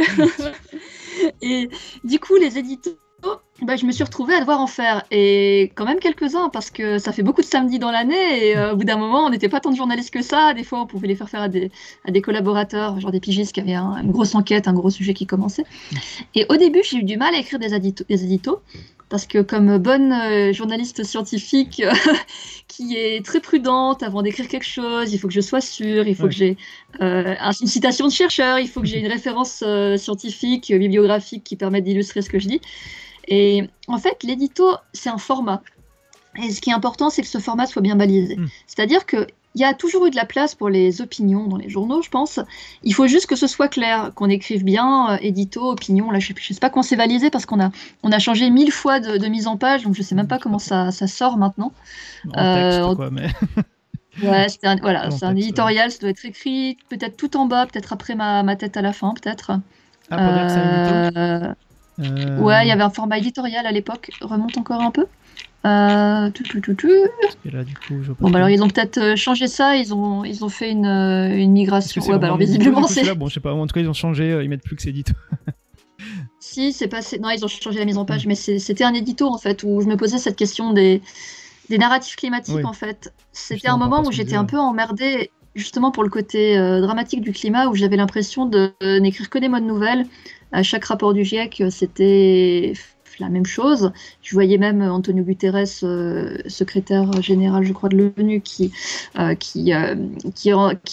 forçait son narratif de la catastrophe un peu plus à chaque fois et rien ne se passe. Et c'est là où je me suis dit, je suis pas la seule, forcément les choses dans l'air du temps, tout le monde se pose un peu la question. Mais comment on peut parler de climat autrement, en fait? Comment on peut essayer de... comment on peut imaginer... le raconter d'une manière moins anxiogène et qui redonne peut-être à chacun une place d'acteur, en fait, d'acteur du changement, et montrer peut-être un peu les héros ordinaires du climat. Donc ça, c'est une série d'articles que j'aurais bien aimé écrire pour Heidi. J'ai pas eu l'occasion de le faire, mais c'est pas forcément. J'aurais peut-être un jour l'occasion de le faire. Peut-être en freelance. Peut-être en freelance. Attends, je regardais, il y en avait d'autres. Ça aussi, c'était un édito un peu carte postale de vos futures vacances. Ouais, ça je me suis amusée parce que je l'ai écrit sous format fiction en fait. Ouais. C'était au plaqueur de l'été, on croulait sous des vagues de chaleur répétitives. C'était qu'en 2022, ouais c'est ça. Et je me suis amusée à faire un petit exercice de pensée. C'est tôt. Comme en fait, notre newsletter, notre newsletter, elle partait à 6h. Ah oui, donc, mais l'article était programmé, hein, je vous rassure. J'étais pas debout à 5h59 pour cliquer sur le bouton un samedi matin. Et du coup, en fait, là, j'ai fait une petite fiction en fait sur les futures, les futures vacances d'une famille suisse. Et j'ai trouvé que je me suis dit pourquoi pas, on va essayer quelque chose de différent. Et c'est aussi ça l'édito, c'est pouvoir s'amuser. Bon, on le fait rarement, la fiction, mais ça c'est sympa. Ouais, quand on peut faire un peu de fiction, c'est vrai que c'est toujours très drôle. J'ai pas eu beaucoup l'occasion non plus, mais c'est vrai que ça fait ressortir le côté styliste du journalisme, on va dire, mais ouais. Après, j'ai aussi fait des éditos où je prenais un peu position par rapport à des mouvements de désobéissance civile qui étaient très présents en Suisse. Il y a eu Extinction Rébellion, il y a eu... je sais pas si je les ai écoutés, celle-là... Alors, en France, c'est Dernière Rénovation, et en Suisse, c'est Renovate Switzerland. Et ça, tu disais, c'était la newsletter, là, on voyait l'immanquable. Donc, le format de newsletter. Ouais, l'immanquable, ça a changé, ça s'appelait pas l'immanquable à l'époque, mais comme ils sont en train de tout changer... Ouais, d'accord. Ça s'appelait Le Point Fort à l'époque. Le Point Fort, ok, ouais. Donc là, il y a plein d'archives. Pour ceux que ça intéresse d'aller voir, en tout cas, n'hésitez pas à aller voir Heidi News. Après, alors oui, du coup, ça, on avait parlé rapidement des explorations. Il y avait celui donc, des glaciers qui t'avait beaucoup marqué aussi, tu disais. Si on peut reparler un petit peu de celui-là, vu que tu m'as mis pas mal, on dirait que c'était en beaucoup d'épisodes aussi. Là, d'ailleurs, un édito aussi, celui-là, c'est un édito, je vois, pour le Requiem pour nos glaciers. Oui, c'est un édito un peu particulier parce qu'en fait, on l'a fait signer par... plusieurs, je crois qu'il doit y avoir une vingtaine de chercheurs. Et en fait, les explorations de Heidi News, elles sortent aussi sous forme de revue imprimée. Et du coup, c'est un peu une espèce de préface de lettres ouvertes signées par des chercheurs sur la disparition des glaciers. Donc nous, on avait soumis une ébauche de texte que les chercheurs avaient pu regarder, compléter s'ils le jugeaient nécessaire. Mais c'est aussi ça l'édito. Mais en l'occurrence, c'est là où ça va à rebours du format édito classique, dans la mesure où c'était tellement consensuel, quelque part, qu'on n'a pas eu de changement, en fait. Ils nous ont pas dit, non, là, vous devriez écrire ça. En fait, tout le monde se reconnaissait là-dedans. Donc, c'est bien la preuve qu'on peut aussi écrire des éditos où le fond scientifique est quand même correct et respecté, quoi. Et bonsoir à Bobinette aussi, qui est du CNRS, d'ailleurs, justement. Donc, enfin, plutôt au niveau comme... Ah bah, bonjour. Il y a des gens de qualité, mais bon. Oui, je vois ça. Et ce qui était sympa avec cette exploration, c'est que, en fait, on est nombreux dans la rédac on s'est un peu réparti les principaux glaciers de Suisse, enfin principaux. On a essayé d'en sélectionner qui soient emblématiques pour des raisons différentes, ceux qui sont très utiles pour l'industrie du ski, ceux qui sont emblématiques pour d'autres raisons comme le glacier d'Aletsch, c'est le plus grand glacier de Suisse et je crois d'Europe possiblement, il faudrait que je le vérifie. Donc voilà, puis on a essayé de raconter un peu des histoires différentes sur la disparition des glaciers. Quelques bonus aussi, je vois d'ailleurs, il y a les épisodes, 7 épisodes donc, et des bonus à la forme. C'est juste. Et tout ça sur une revue imprimée. Oui. Plus en ligne, du coup, pour ceux que ça intéresse de voir, en tout cas. Et que l'épisode 1, peut-être, qui était vraiment disponible, d'ailleurs, en accès libre. Oui, je crois que c'est ça, la politique. À l'époque, c'était la politique de mettre le premier épisode en gratuit, ainsi que l'édito. D'accord, ouais. Donc, ça fait du boulot. Oui. Et donc, tu avais participé, toi-même, d'être allé sur les glaciers, c'est ça que tu disais aussi. Vous étiez tous répartis un peu, aller voir tous les glaciers de Suisse. Ouais, enfin pas tous parce qu'il y en a quand même beaucoup, mais voilà. Mais c'est là où pour avoir passé une partie de ma carrière en France aussi, c'est là où je vois la différence entre la France et la Suisse, c'est qu'on peut aller quasiment partout en train en Suisse et c'est quand même merveilleux. Je tiens quand même à le dire. C'est assez génial de pouvoir aller au pied d'un glacier juste en ne faisant quasiment que du train. Et donc alors, qu'est-ce que ça fait d'aller sur un glacier ? J'ai écrit sur les glaciers il y a pas longtemps, mais du coup j'ai pas pu y aller vraiment sur place. Dire là, on m'a pas payé le trajet, donc. Mais bon. Bah, je dirais que ça donne une impression un peu où t'es là, on te dit ah bah oui, là il y a 3 mois il était encore là, et là on te montre un truc 5 mètres plus bas, et on te dit ah oui, il y a 5 ans il était là, et là on te montre un truc qui a l'air vachement plus bas. Ouais. Donc en fait, c'est des peaux de chagrin en fait. À part le glacier d'Aletsch, qui est en fait, techniquement, c'est un espèce d'assemblage de 3 ou 4 glaciers différents, où là il a vraiment ce côté majestueux. Mais quand on regarde les glaciers de plus basse altitude, c'est vraiment des peaux de chagrin en fait. C'est assez horrifiant en fait, surtout quand tu. Enfin, moi, je me suis arrangée quand c'était possible pour voyager avec des chercheurs pour qu'ils m'expliquent quand même ce qui se passe. Soit des chercheurs en permafrost ou en glaciologie, ou sur le glacier d'Aletsch, c'était pas possible, mais du coup j'ai parlé avec des chercheurs il y a une station scientifique en fait en haut où il y a pas mal de recherches en météo, notamment pour comprendre comment les particules fines elles voyagent, notamment les poussières du Sahara. Un peu comme un pic du midi justement. Donc, voilà. Comme je t'ai passé. On a Henri Golo qui arrive ici, qui dit bonjour du coup, et enfin je lui dis bonjour en tout cas. Et ici on en rêve de pouvoir se déplacer correctement en train, il dit. À la place il préfère faire des autoroutes. Alors ça oui, on pourrait faire l'édito sur la 69. Il paraît qu'on a les politiques. Non mais rassurez-vous, je sais pas où on a merdé. Rassurez-vous, en Suisse aussi, ils ont des questionnements sur la désobéissance civile. C'est des questionnements qu'il y a partout en Europe. Hein. C'est pas que effectivement que en France qu'il y a des problèmes. Voilà. Bon, l'IA. Commençons par l'IA. Ouais, super. De retour, voilà. Ouais, alors l'IA, effectivement, c'est un phénomène de société qui. Enfin, si vous voulez, l'IA, c'est un peu. On parlait des révolutions là, qui sont là, qu'on nous promet. L'intelligence artificielle, on nous en parle pareil. On nous promet la révolution de l'intelligence artificielle depuis des années. Il y a la cybernétique qui existe depuis longtemps. À la base, c'était que théorique. Et maintenant, ça a pris des proportions folles. Et depuis ChatGPT et son IA générative qui génère des textes très facilement, mais qui n'ont aucune cohérence. Et bah, c'est devenu vraiment le phénomène où tout le monde doit écrire dessus. Et j'avoue, j'ai été un peu surprise fin 2022 de voir à quel point ça s'est pas essoufflé, le phénomène IA. En fait, à chaque fois, on voyait arriver des angles différents en tant que journaliste, des nouveaux sujets. Donc, on a beaucoup couvert ça chez ID News. Et à la fin, je me suis retrouvée à écrire des sujets sur le rôle que les IA peuvent jouer ou pas pour les médias. Oui. Et nous, on a d'ailleurs pris position. Enfin, nous, je dis nous parce que voilà, c'est une petite équipe, ils me sont chers et voilà. On avait pris position pour l'usage des IA en rédaction, en fait, où on s'engageait à quand on les utilise, par exemple. Attends, je te plaît maintenant. Apparemment, c'est dit que ça bug encore. Je sais pas trop pourquoi, parce que moi, par contre, j'ai pas de problème. Peut-être stopper la caméra pour toi. J'attends au moins de voir si ça marche. Non, parce que moi je vois que ça marche en fait sur le retour de. Attends, je désactive ma vidéo et je la réactive. Voilà, clac. Stratos dit tout va bien ici.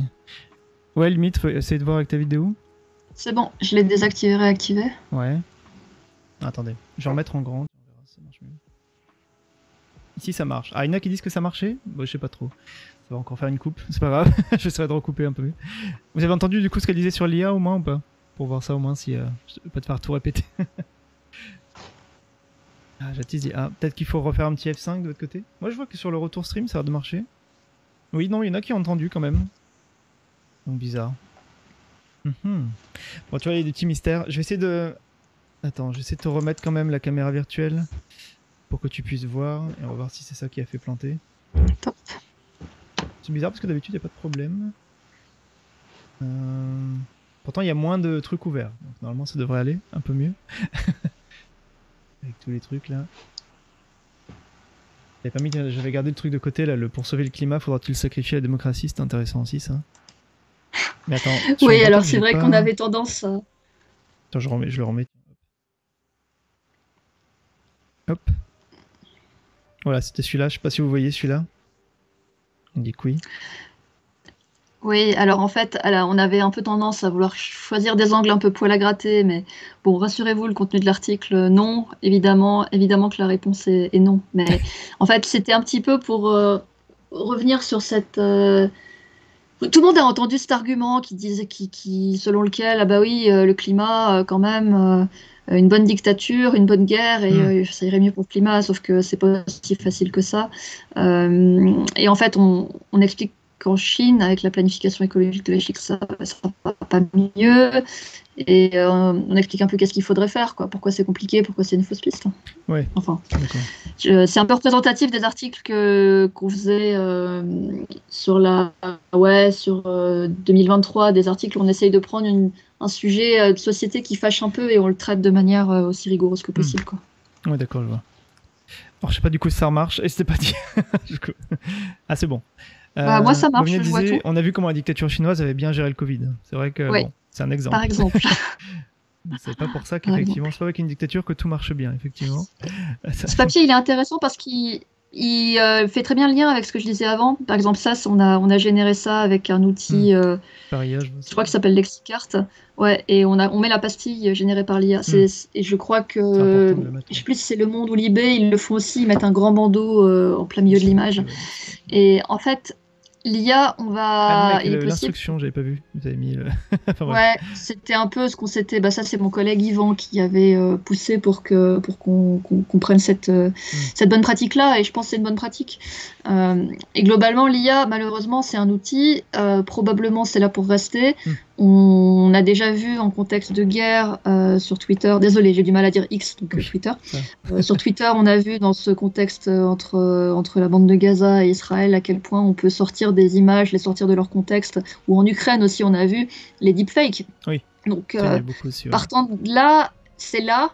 Il faut juste être très prudent sur quand est-ce qu'on utilise une image virtuelle pour illustrer un sujet. Là, comme c'est un sujet un peu froid, qui prend une question un peu piège, bon, ça va. Évidemment, un sujet d'actu où il y aurait un risque d'ambiguïté, ça se fait pas. Alors, qu'est-ce que tu as pensé de la couverture de Libération là, qui était avec... je sais pas si tu as vu passer ça, on en avait parlé vite fait sur Twitch d'ailleurs. Mais ils ont fait une couverture où il y avait quelqu'un à Gaza, du coup, qui montre une photo sur laquelle c'est un bébé, en fait, mais c'était fait par IA, bébé sous les décombres. Donc je sais pas si t'avais vu celle-là. Alors j'avais raté qu'elle avait été faite par IA. J'avais vu la polémique sur le bébé qui effectivement est une photo qui n'a rien à voir avec Gaza, qui est une photo qui recircule régulièrement. Attends, moi ça m'interroge en fait. Je me souviens ça remonte à quelques mois, mais c'était Amnesty International, je sais plus quelle branche en Amérique du Sud, qui avait utilisé une photo générée par IA pour illustrer une manifestation. Parce que l'identité des personnes prises en photo à la base risquait d'être compromise. Donc ils avaient ainsi justifié le fait d'utiliser l'IA. Sauf que derrière, ça faisait pas vrai. Ça faisait un peu toc et du coup, ils ont dépublié l'image. Oui. Et là, tu vois, j'avais raté que cette image-là avait été générée par IA. En fait, c'est la photo qui est tenue par le gars qui est imprimée. Ça, c'est IA, ouais. Après, la vraie, ça, c'est quelqu'un, du coup, le manifestant. Ce qu'ils ont dit, eux, c'est que le manifestant, lui, il a pu croire que c'était vrai et tout, mais bon. Après, dedans, je crois qu'ils parlent pas trop. Ils ont pas vraiment dit que c'était quand même un truc d'IA, quoi. La photo, c'est une vraie photo. C'est l'image imprimée qui a été générée par IA. C'est l'image imprimée, c'est pour ça. Ouais. C'est pour ça qu'ils n'ont pas fait la couverture en IA. Oui, ça se serait vu facilement, je pense. Ouais. Après, là, c'est ça. Mais en fait, moi, je trouve cette couverture, elle a fait parler, mais je la trouve excellente, en fait, parce que finalement, elle montre très bien où est le problème. C'est que ces images deepfake, elles sont virales, en fait. Elles sont virales et à la fin, on les voit arriver, on s'insurge parce qu'elles sont horribles. Et elle joue précisément sur notre sentiment, notre émotion pour nous faire ne pas mettre en question la véracité de l'image. Ouais. Et voilà quoi. Enfin, mais là, on est vraiment en plein. Je crois qu'ils n'ont pas précisé. Ils ont précisé après coup en fait que l'image était une IA. C'est pas du tout dit dans l'article ni sur la couverture, tu vois. Donc c'est vrai que du coup ça fait c'est plus ambigu, je trouve. Mais bon après. Ouais, c'est plus ambigu, je suis d'accord avec toi. Après, dès lors où c'est pas Libération qui a imprimé cette photo pour la mettre dans la main de ce manifestant non plus, tu vois. C'est sûr, heureusement. Et je suis d'accord avec toi, ambigu, mais quelque part, je comprends aussi que les contraintes de la production quotidienne d'un journal font que des fois, c'est le genre de truc qui passe à côté. Mais... C'est sûr, ouais. D'accord, attends, je l'en mets en grand. Pas en aussi grand, t'inquiète. Hop, voilà. Pour revenir un petit peu au milieu. Du coup, n'hésitez pas si vous avez des questions. J'ai préparé juste un petit sondage là, comme il restait un autre, on n'a pas trop parlé. Tu dois voir de quoi je parle du coup, tant que ça marche. Pour le question, c'était quoi? C'était pourquoi est-ce que tu es allé au JT? Voilà, comme ça fera une transition si on n'a pas trop parlé. Au JT de la RTS, hein, on parle quand même du JT, du téléjournal suisse. Téléjournal. Tu veux que je mette au téléjournal? Non, mais ça fait partie de ces micro-différences, en fait. Tu vois, il y a des toutes petites différences linguistiques. Mais toutes petites, mais qui, au final, font la différence. Alors attends, du coup, pendant ce temps, je cherche ce que je devais mettre. Donc n'hésitez pas comme ça, si vous avez des questions, hein, je profite là pour refaire le sondage et puis pour espérer que ça marche bien. Faudrait que je regarde aussi de mon côté, ça a l'air de marcher au moins. Je pense que je sais pas si c'est à cause de mon détourage, tu sais, quand on est... il y a un logiciel, enfin c'est ma carte graphique en fait qui utilise ça pour qu'on n'ait pas de fond. Donc ça le fait un peu manuellement, donc c'est sûr que forcément ça fait peut-être un peu planter. Mais bon, en général ça marche. Là comme on est deux, c'est vrai que du coup peut-être que ça fait un peu planter. Hop. Alors attends, qu'est-ce que je voulais mettre comme blague? Tac. Donc personne ne veut répondre au moins d'autres questions ou refaire un truc sur par rapport aux IA, en tout cas ce qu'on en pense. Après on en parle déjà pas mal, hein. C'est sûr que c'est un sujet où on le ressasse un petit peu de plus en plus. Hop. On a encore 7, c'est bon, on n'a pas fait une énorme perte. Ah oui bah tiens, pendant ce temps-là je peux montrer le fait que tu avais participé aussi à une... T'as été interviewé par Alp ICT, c'est ça? Ouais, c'est ça, c'est une asso professionnelle des acteurs du numérique en Suisse. Et effectivement, il m'avait posé des questions sur l'IA et les médias. Du coup, c'est sur YouTube. J'ai l'air absolument à l'aise, comme vous pouvez le voir. Et les questions de Delphine étaient passionnantes, donc du coup, j'ai pu parler. Interview, ouais. Ah et bonjour à Trécessir qui est Simon Devos, que tu dois connaître aussi un petit peu. Ah oui, bah, salut Simon. Ouais. Il est de ta promo, Simon, je crois. Oui. La promo, oui. Les GS20. On a fêté les 10 ans d'ailleurs cette année. Donc toi, ce sera dans 2 ans, je crois. Déjà, waouh. Attends, le lien de l'interview, je vais le mettre. Ça nous rajeunit pas. Eh oui. Enfin, nous, on est encore plus vieux, du coup. Enfin, tous les gens de chaque promo a des âges différents, forcément, mais en tout cas, la promo est plus vieille. Toi, c'était quoi, GS22 Ouais, 22. Après, il faut savoir que, je pense que c'était pareil pour vous, l'amplitude de l'âge des gens, il peut parfois être assez large dans nos promos de journalistes scientifiques, selon les parcours avant, quoi. Oui. J'essaie d'enlever des trucs là, mais c'est bon. Bon, globalement, le résumé de l'interview, c'est que c'est pas le diable, mais il faut arrêter de raconter n'importe quoi sur la...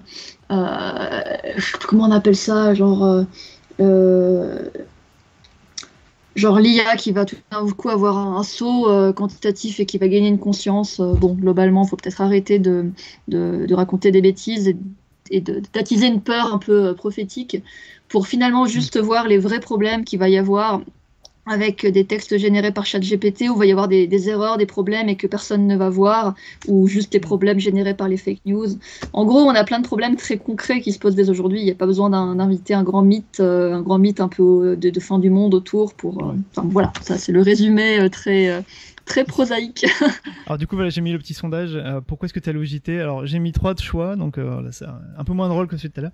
Donc soit tu y allais pour un tweet, soit pour un article, soit par un concours. Donc voilà. Ceux qui veulent répondre. Comme ça mettra un peu au choix. Tac, je vais remettre là. Hop. Mais non, mais du coup, trop cool. Et puis, alors, du coup, ça aussi, dans les autres choses que tu avais pu faire, c'était aussi d'être jury alors au thèse en 180 secondes, hein, c'est ça? Oui, j'ai eu le plaisir de faire la finale suisse en 2021. Et on m'a demandé de faire la finale internationale, là, il y a quelques semaines, au Maroc, à Rabat. Et c'est super, franchement, moi, je trouve que c'est d'un excellent niveau, en fait, pour la plupart des candidats. C'est ouf, en fait. Ils arrivent à faire ce que beaucoup de chercheurs ont du mal à faire. Enfin, c'est normal, la médiation scientifique, c'est quelque chose de très différent que de juste poser des hypothèses, faire de la recherche. C'est quand même deux choses différentes. En tout cas, moi, j'ai été impressionnée par le niveau des candidats. Ouais. C'est super. C'est marrant. Du coup, vous étiez combien dans le jury, effectivement, pour ça? Alors, il y avait la lauréate de l'édition internationale précédente. Il y avait un chercheur qui représentait le Québec, mais qui bossait au Maroc. Il y avait Fabrice Rousselot pour la France, directeur de The Conversation France. Il y avait moi pour la Suisse. Et il y avait...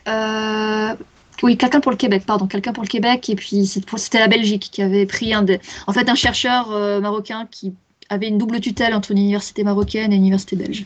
Donc voilà. Et un président du jury qui est forcément quelqu'un de l'université marocaine. Je crois que c'était l'université Mohamed V, je crois. Bon, t'es en train de devenir très flou par contre. Je pense que la 4G ou 5G je m'éloigne. Disparaît un peu, mais c'est pas grave. Et donc en tout cas, ça a fait un 50-50 le résultat du sondage entre pour un tweet ou par un concours. Donc tu as le droit, tu peux donner la réponse. Un concours? Oui, j'avais mis tweet, concours. Un concours. Je sais même plus ce que j'ai mis au milieu. C'était pas celui du milieu de toute façon. Pour un article, j'avais mis. Personne n'a cru que t'étais allé au JT pour un article en tout cas. Ah, parce que en fait j'ai aussi été au JT pour des articles, hein, mais là en l'occurrence j'ai été au JT pour un tweet. Et je suis assez curieuse de savoir ce que ceux qui ont dit que j'étais allée pour un concours imaginent comme concours pour aller au JT, ça m'amuse. Faut demander. Non, alors la petite histoire. Après voilà, il y en a un qui dit mon réflexe de voter pour faire égalité encore gagné, parce que ça c'est voilà, tu veux faire voilà. Tu crois en la bonne volonté des gens et en fait ils mettent juste un 50-50 juste pour t'en... Ah, vous êtes fourbe, mais j'aime ça. Ouais, et je vois très bien la logique derrière. Bon, alors l'histoire, c'est que on avait une chercheuse pour une université suisse qui avait participé à une action de désobéissance civile avec Renovate Switzerland, qui avait participé à un blocage autoroutier. Et bloquer les autoroutes, que ce soit en France ou en Suisse, on n'aime pas trop. Et moi, j'avais quand même fait un tweet pour dire que j'admirais et je respectais son action, parce que entre participer à des mouvements, participer à des actions un peu militantes quand tu es jeune chercheur ou quand tu es professeur établi avec une carrière, je trouve qu'il faut quand même, si on me passe l'expression, avoir des couilles pour faire ça. Donc j'ai quand même fait un tweet. Plus c'était quelqu'un dont je suis le travail, qui est chercheuse au GIEC, et j'estime énormément son travail. Donc j'avais fait un tweet. C'était qui d'ailleurs? Parce que du coup, pour Julia Steinberger de l'Université de Lausanne, qui est quand même quelqu'un qui fait un boulot admirable sur plein de plans. Et du coup, effectivement, j'avais été au téléjournal. On avait brièvement montré mon tweet, mais bon, j'avais eu un propos qui restait très... En fait, ce qui est intéressant, c'est que... le tweet, du coup, en fait, surtout. Ouais, non, mais ce qui est intéressant, en fait, c'est que l'Université de Lausanne est assez en pointe sur ces questions-là, et ils avaient même fait un rapport 2020 ou 2021, je ne sais plus, pour justement expliquer voilà, l'engagement militant personnel des chercheurs, est-ce que c'est un problème ou pas dans l'université, et ils avaient conclu que non, justement. Et après, c'est lié à la gouvernance de l'université qui est plutôt innovante sur ces questions-là et plutôt favorable. Oui. Mais j'avais eu l'occasion d'évoquer toutes ces questions-là, quoi. Est-ce que le chercheur... Finalement, c'est des questions que tu connais bien aussi, Adrien. C'est le chercheur dans la cité, dans la société, ça, finalement. Ouais. Le chercheur doit sortir de sa tour d'ivoire. Est-ce que c'est parce qu'il milite que... Est-ce que c'est les motifs... Enfin, est-ce que les causes qu'il soutient vont influencer ses hypothèses de recherche? Et la réponse, c'est quand même qu'on fait la part des choses et que la recherche, elle est peer-reviewée et elle se fait à plusieurs, et que les chercheurs sont des humains comme les autres qui ont le droit d'avoir des engagements aussi. Oui, voilà. Mais voilà. On avait parlé, nous aussi, avec... c'était Otka Eric, je crois, qui était d'Extinction Rebellion. On avait pu en parler un petit peu. Enfin, justement, c'est vrai que c'est un engagement assez particulier. Il n'y en a pas encore tant que ça non plus des chercheurs. Puis comme tu dis, c'est pas facile non plus, vu que c'est peut-être un risque aussi de perdre des places à trop s'impliquer. Donc ouais. C'est complexe. Attends, du coup, après, je crois que c'est aussi spécifique à la cause climatique, c'est que je pense que les chercheurs qui travaillent là-dessus doivent en avoir tellement ras-le-bol de voir à quel point on pédale dans la semoule. Enfin, c'est terrible. Et je pense que dans d'autres domaines, c'est probablement un peu différent. Moi, j'ai l'impression qu'il y a vraiment une espèce d'impuissance chez les chercheurs qui bossent sur le climat qui est énorme. Quoi. Après, voilà, c'est... Après, j'essaie d'être pragmatique, mais c'est vrai que je comprends aussi que c'est compliqué, mais en même temps, leur rôle, ça reste aussi à donner les données, et malheureusement, après, c'est le rôle de la politique derrière et de la société de s'adapter ou de faire des choses. Mais, ce qu'ils font, de fait. Mais c'est vrai que du coup, le fait, c'est compliqué de... C'est sûr, il faut réussir à se détacher, quoi, je pense. Enfin... Mais bon, il faut séparer la blouse blanche de l'éventuel militant, en fait. C'est un peu comme pour le Covid, par exemple. Enfin, de dire, le mieux, c'est de faire ci, cela et tout... En termes de politique publique, il faudrait faire ça et ça. Et au final, bon, quand ils ont dû voir que voilà, c'était pas très appliqué, ou en tout cas, pas forcément ce qui est recommandé, mais bon. Le Covid, c'est vrai que quand tu penses peut-être à la conseil scientifique avec Delfrécy, je crois, c'est ça, qu'on avait marre que personne ne l'écoute et qui publiait ses interviews dans le JDD, c'est à ça que tu penses ou... Ah oui, par exemple, j'avais d'autres exemples, mais oui, c'était les gens, en tout cas, avec les scientifiques, on voyait qu'il y avait un petit ras-le-bol aussi par moment. Il y a eu quelques colonnes. Ouais. Mais bon. Ouais, Attends, c'est je clair. reprends quelques questions parce que du coup je passais un peu. Moi, je les vois pas, les questions là. Là, elles sont très petites en bas, il faut que tu t'épingles et tout. Enfin, tu sais, au mettre en grand. Ouais, etc. sauf que je ne sais pas C'est pas grave, je vais pourquoi. lire du coup. Je ne l'ai En toujours tout cas, pas. bon, il y avait des trucs. Alors, le fils de pute, les Marble, fils de pub, c'est une chaîne sur Twitch justement qui fait pas mal de bonnes nouvelles. C'est très sympa. Alors, les Marble, par contre, je sais pas tout ce que c'est, mais je crois que c'est un truc qu'il fait, mais j'oublie ce que c'est pour Bobinette. Splagada disait qu'en tout cas, Lausanne était très progressiste. C'est vrai. Ouais, Et il y a une exact. question de Simon. En parlant de ça, avez-vous vu l'histoire de ce chercheur qui a été viré parce qu'il voulait revenir de Papouasie-Nouvelle-Guinée sans prendre l'avion? Oui, j'ai vu passer un truc, un chercheur Ouais, qui j'ai était vu viré à ça. cause d'un. Parce qu'il a refusé de prendre l'avion, mais parce qu'il avait un J'avoue, boulot, je crois, où il devait faire beaucoup de voyages aussi.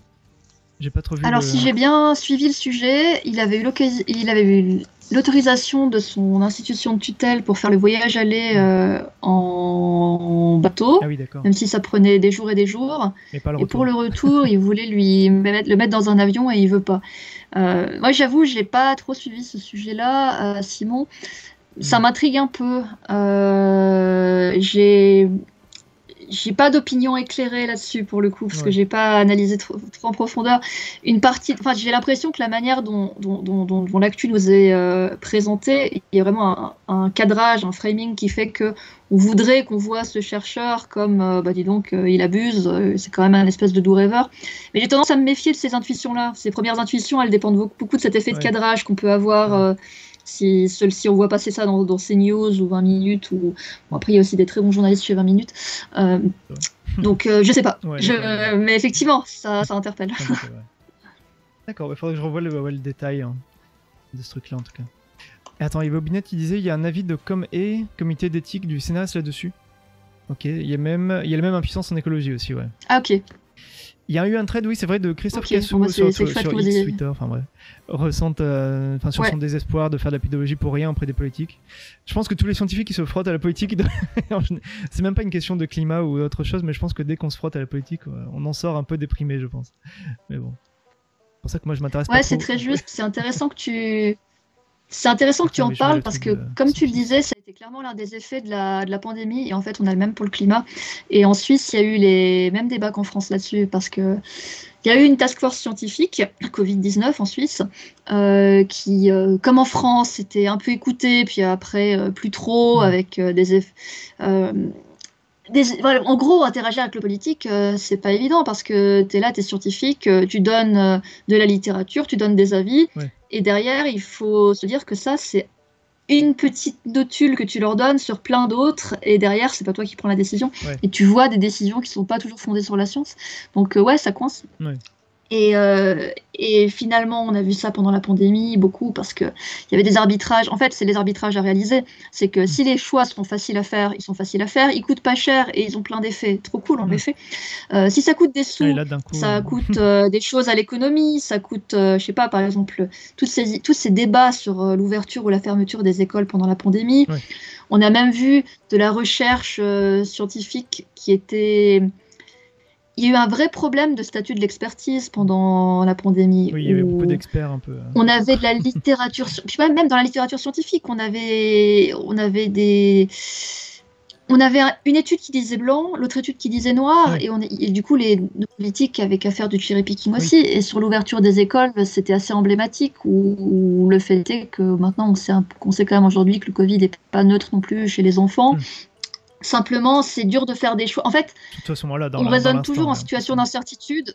Exactement. Et en fait, les études scientifiques qui nous aideraient à bien trancher, à l'époque-là, on ne les avait pas encore, parce que mener de la recherche scientifique, ça prend du temps. Donc vraiment, faire des choix en période d'incertitude, je pense que c'est un cas d'école pour les sciences politiques qu'on n'a pas terminé d'analyser, et c'est passionnant. Pour le climat, c'est très différent, parce qu'on a la littérature scientifique, on l'a bien. C'est juste que les arbitrages sont trop coûteux, probablement. Et il y a aussi cette idée de compétition internationale où on ne veut pas être le dernier, on ne veut pas abandonner sa compétitivité. Alors on se regarde un petit peu en chien de faïence, on ne veut pas perdre son leadership. Et les enjeux ne sont pas les mêmes, quoi. Je trouve que oui, pour le Covid, c'est ça qui est dommage que ça n'ait pas été plus simple, parce qu'au final, il y avait quand même un côté... d'unité finalement derrière, en tout cas pour personne n'avait envie d'avoir, il n'y avait aucun intérêt à avoir le Covid, quoi. Alors que là pour le climat c'est vrai que c'est pas pareil, parce qu'un pays typiquement qui subirait pas trop les conséquences climatiques, mais qui aurait quand même du charbon, du pétrole sur son sol, il les gagne beaucoup à l'utiliser, quoi. Donc c'est ça qui est compliqué. Le Covid, en fait, tout le monde l'a eu, tout le monde a eu les retombées économiques du Covid en fait. Oui. Et au début, il y a beaucoup de pays qui ont un peu freiné en disant non, on va pas confiner, Ouais, on va en fait, tout le monde a pas eu fermer une les conséquence, frontières. Et au final, c'était juste l'engorgement des hôpitaux et l'effondrement des systèmes de... Ah, ça ralentit un peu, l'effondrement des systèmes de soins. Ça, c'est quand même en mesure de mettre à terre un pays. Ouais. Donc les incentives étaient clairement là, en fait, il n'y avait pas le choix. La logique de court terme était là, en fait. Et c'est probablement cette logique de court terme-là qu'on n'a pas avec le climat, en fait. Oui. On a des vagues de chaleur qui font des morts. Je sais pas ce qu'il faut de plus, mais ça met pas par terre le système de santé. Oui, c'est ça, en fait. Ouais. Donc, pour l'instant, en tout cas. Là, du coup, c'était l'article. Je sais pas si tu le vois, une interview du coup de la présidente du Comet. Donc, je connaissais pas trop, effectivement. Donc, merci. Ceux qu'on en parlait, Bobinette merci beaucoup. Et Sophie. Ouais, les deux du CNRS, là. Merci. Je vais regarder ça. C'est vrai qu'en juillet, j'avais encore les yeux braqués. J'avais plutôt les yeux braqués vers la Suisse, vu que je bossais encore en Suisse. Mais ouais, c'est cool, merci de... Pour ceux que ça intéresse, le lien est mis. En termes justement de Covid, en tout cas, tu avais eu aussi... du coup, tu disais ça, je sais pas si tu voulais en parler, en tout cas, le côté un peu procès qu'il y avait avec aussi Corona Sceptique. Oui, alors... Mon chef a vu cette idée, qui est quand même une idée un peu folle, mais qui en fait, rétrospectivement, était une super idée. Un peu poil à gratter, où en fait, on a envoyé un journaliste undercover chez les complotistes pendant le Covid. Ouais. C'est marrant, ça. C'est Sami Zaïbi qui a été undercover chez les complotistes. Tu bugs, enfin, évidemment, ça coupe, mais c'est surtout... Et on s'est fait du coup beaucoup d'ennemis, forcément, chez eux. C'est vrai qu'il y a un petit problème de connexion. Je sais pas si tu m'entends bien. Moi, j'ai eu des petites coupes, là, mais... Ouais, moi je t'entends bien. Ça va. Je vous dirai si vous m'entendez toujours. Parce que donc je disais qu'on a un journaliste. On a un journaliste qui est parti undercover chez les complotistes. Et là, je vois que tu as ouvert le papier Chloé Framery, qui est une de ces Corona sceptiques. Et effectivement, on a fait 2 séries d'exploration. Une saison 1, donc sur ce reportage undercover en plusieurs épisodes. Et une saison 2 où on évoquait plusieurs figures de la complosphère suisse et franco-suisse. Et bon, moi j'ai essayé d'aborder ces sujets-là un peu par la bande, comme je le disais tout à l'heure, par la psychologie sociale, par la linguistique, par... qu'est-ce qu'on a fait d'autre par l'angle un peu média aussi. Du coup, une politique. Moi, j'ai quand même dû faire un papier sur J'ai quand même fait un papier sur François. J'étais absolument pas à l'aise. Je déteste écrire des papiers sur ce genre de terrain mouvant, si tu vois ce que je veux dire. Bah, quand on est habitué au côté stable de la science, c'est vrai que écrire sur les trucs un peu politiques, c'est un peu différent. Ouais. C'est ça. Et donc, il y avait un procès en cours, alors apparemment, c'est ça? En tout cas, par. Ouais, alors on avait gagné, mais elle a fait appel. Donc, et dans son appel, voilà, c'est. En fait. C'est un procès en diffamation, si je me souviens bien. Bon, je sais qu'en France, c'est assez dur de gagner un procès en diffamation. Bon, là, j'ai pas eu les dernières nouvelles de mes collègues de chez INI, mais bon. En vrai, pour tout vous dire, même moi, j'étais citée dans la convocation, même si j'étais pas convoquée physiquement, parce que j'ai écrit un papier, mais qui n'a rien à voir avec cette personne dans l'exploration, en fait. Moi, j'ai juste parlé à des chercheurs, j'écris pas sur elle. Bon, bref, tout ça pour dire que c'est quand même un sujet sensible, le complotisme, en fait. Je vois. Donc on a été avec ces trucs-là, ne les appelez plus complotistes, mais bref. En tout cas, ok. Et donc, d'ailleurs, là, je suis plus à l'aise. Je suis plus à l'aise sur ce genre de sujet. On parle d'objets, de savoir mieux identifier, on va dire. Oui, attends, je voulais finir avant Eddie News, mais c'est vrai qu'il y avait aussi les questions lecteurs. Tu disais que ça t'avait bien aimé. Donc là, il y a les questions aux gens sur Twitch, mais il y a aussi les questions des lecteurs. Ça, c'est intéressant à faire. Tu disais de répondre en tout cas. Ouais, je trouve que c'est un format. C'est vrai que finalement la presse scientifique, Science Avenir, Science et Vie, je crois qu'Epsilon le fait aussi maintenant aussi. C'est quand même. Je trouve que c'est très rafraîchissant pour nous à faire parce que globalement, il y a soit les questions un peu, là, en gros, c'est un peu très simple, mais c'est tout bête, mais en vrai, oui, beaucoup de gens se posent cette question-là. Et inversement, pendant le Covid, il y avait vraiment un vrai côté serviciel où on se posait un peu des questions à force sur qu'est-ce qu'on avait le droit de faire, qu'est-ce qui est dangereux à faire ou pas par rapport à la transmission du virus. Et pour le journaliste, je pense que c'est un format qui permet de faire autre chose, qui permet peut-être de dire... permet de dire qui permet peut-être pas de parler un peu d'incertitude des fois quand c'est des sujets un peu compliqués. Oui, voilà. C'est rafraîchissant, comme tu dis. Je crois qu'on a fait des questions de lecteurs pendant le Covid sur que penser de telle ou telle étude. Je pense à des études de Stanford sur le. Je crois que c'était John Ioannidis, si je me souviens bien, des gens qui étaient anti-confinement, qui avaient signé une charte anti-confinement, je me souviens plus comment elle s'appelle, et qui faisaient des études vraiment anti-confinement. Et les gens nous demandaient, mais en fait, cette étude, c'est comme une étude scientifique, ça veut dire que le confinement ne sert à rien. Et c'est là où il faut chausser ses lunettes et ses gants et être très précis, très méticuleux et faire très attention à ce qu'on dit. Mais c'est là où c'est passionnant aussi, en fait, parce que la science est politique en fin de compte. La science, il faut toujours voir qui parle, d'où il parle, quelle est la méthodo, enfin bref. C'est complexe. Mais en tout cas, voilà, c'est rafraîchissant. Et un autre truc qu'il y avait, c'était le ID Gender Tracker, mais t'as dit que c'était pas trop mis à jour, ça, c'était un compteur de parité, on va dire.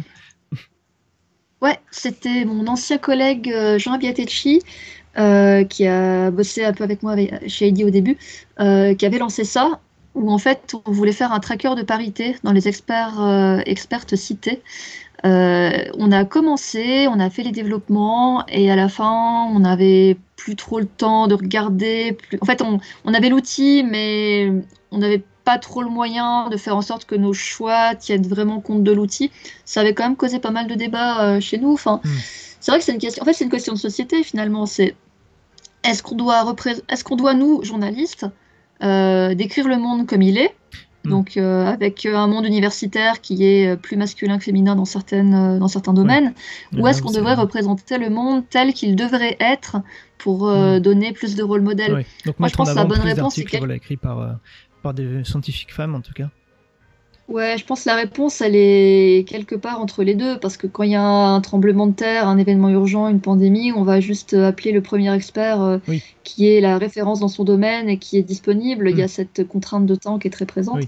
Après, cette idée de rôle modèle, faut pas qu'on oublie qu'elle fait partie de notre métier, et de temps en temps, quand même, quand on peut, en tout cas, quand on a la liberté en termes de temps et de pression de se poser ces questions-là, de se les poser aussi, quoi. C'est sûr.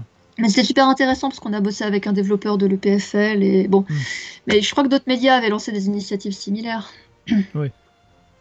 D'accord, ça c'est intéressant. Oui, c'est vrai que parce que ça, je sais pas si les gens, est-ce que dans le public par exemple, est-ce que vous faites attention à lire quand vous lisez un article scientifique, enfin un article de journalisme scientifique, est-ce que vous faites attention, tiens là ils ont interviewé une chercheuse ou un chercheur, enfin je sais pas trop. Il y a la même question pour la localité, on va dire, parce que c'était Epsilon au début qui avait commencé à faire ça, enfin ils le font toujours de montrer sur un globe, je sais pas si t'avais vu ça, qui font ça, sur un globe ils mettent voilà, mais très vite au final ça devient un peu le monde occidental quand même. Au bout d'un moment on se rend compte, bon c'est toujours un peu là quand même que sont les chercheurs, donc ça part d'une bonne idée, mais c'est vrai que finalement ça permet de montrer un peu le côté comment est la réalité finalement. Donc mais c'est vrai que c'est bien de se forcer peut-être un peu à aller voir un peu plus loin parfois que la facilité d'aller voir le bon contact. Je suis d'accord avec toi. Moi, c'était mon point, c'est que avant de se dire mince, on va pas se laisser dicter nos choix éditoriaux par un algorithme, avant de se dire ça, on va peut-être juste se dire ok, on va prendre les données, on va faire en sorte d'avoir les données et de les regarder de temps en temps. Oui. C'était juste. Et je suis d'accord avec toi, la science occidentale et la science est quand même principalement, en tout cas, dans beaucoup de domaines produite avec le Japon. Enfin voilà, il y a des pays, en tout cas les pays riches, quoi, on va dire. Mais... Ouais, c'est ça.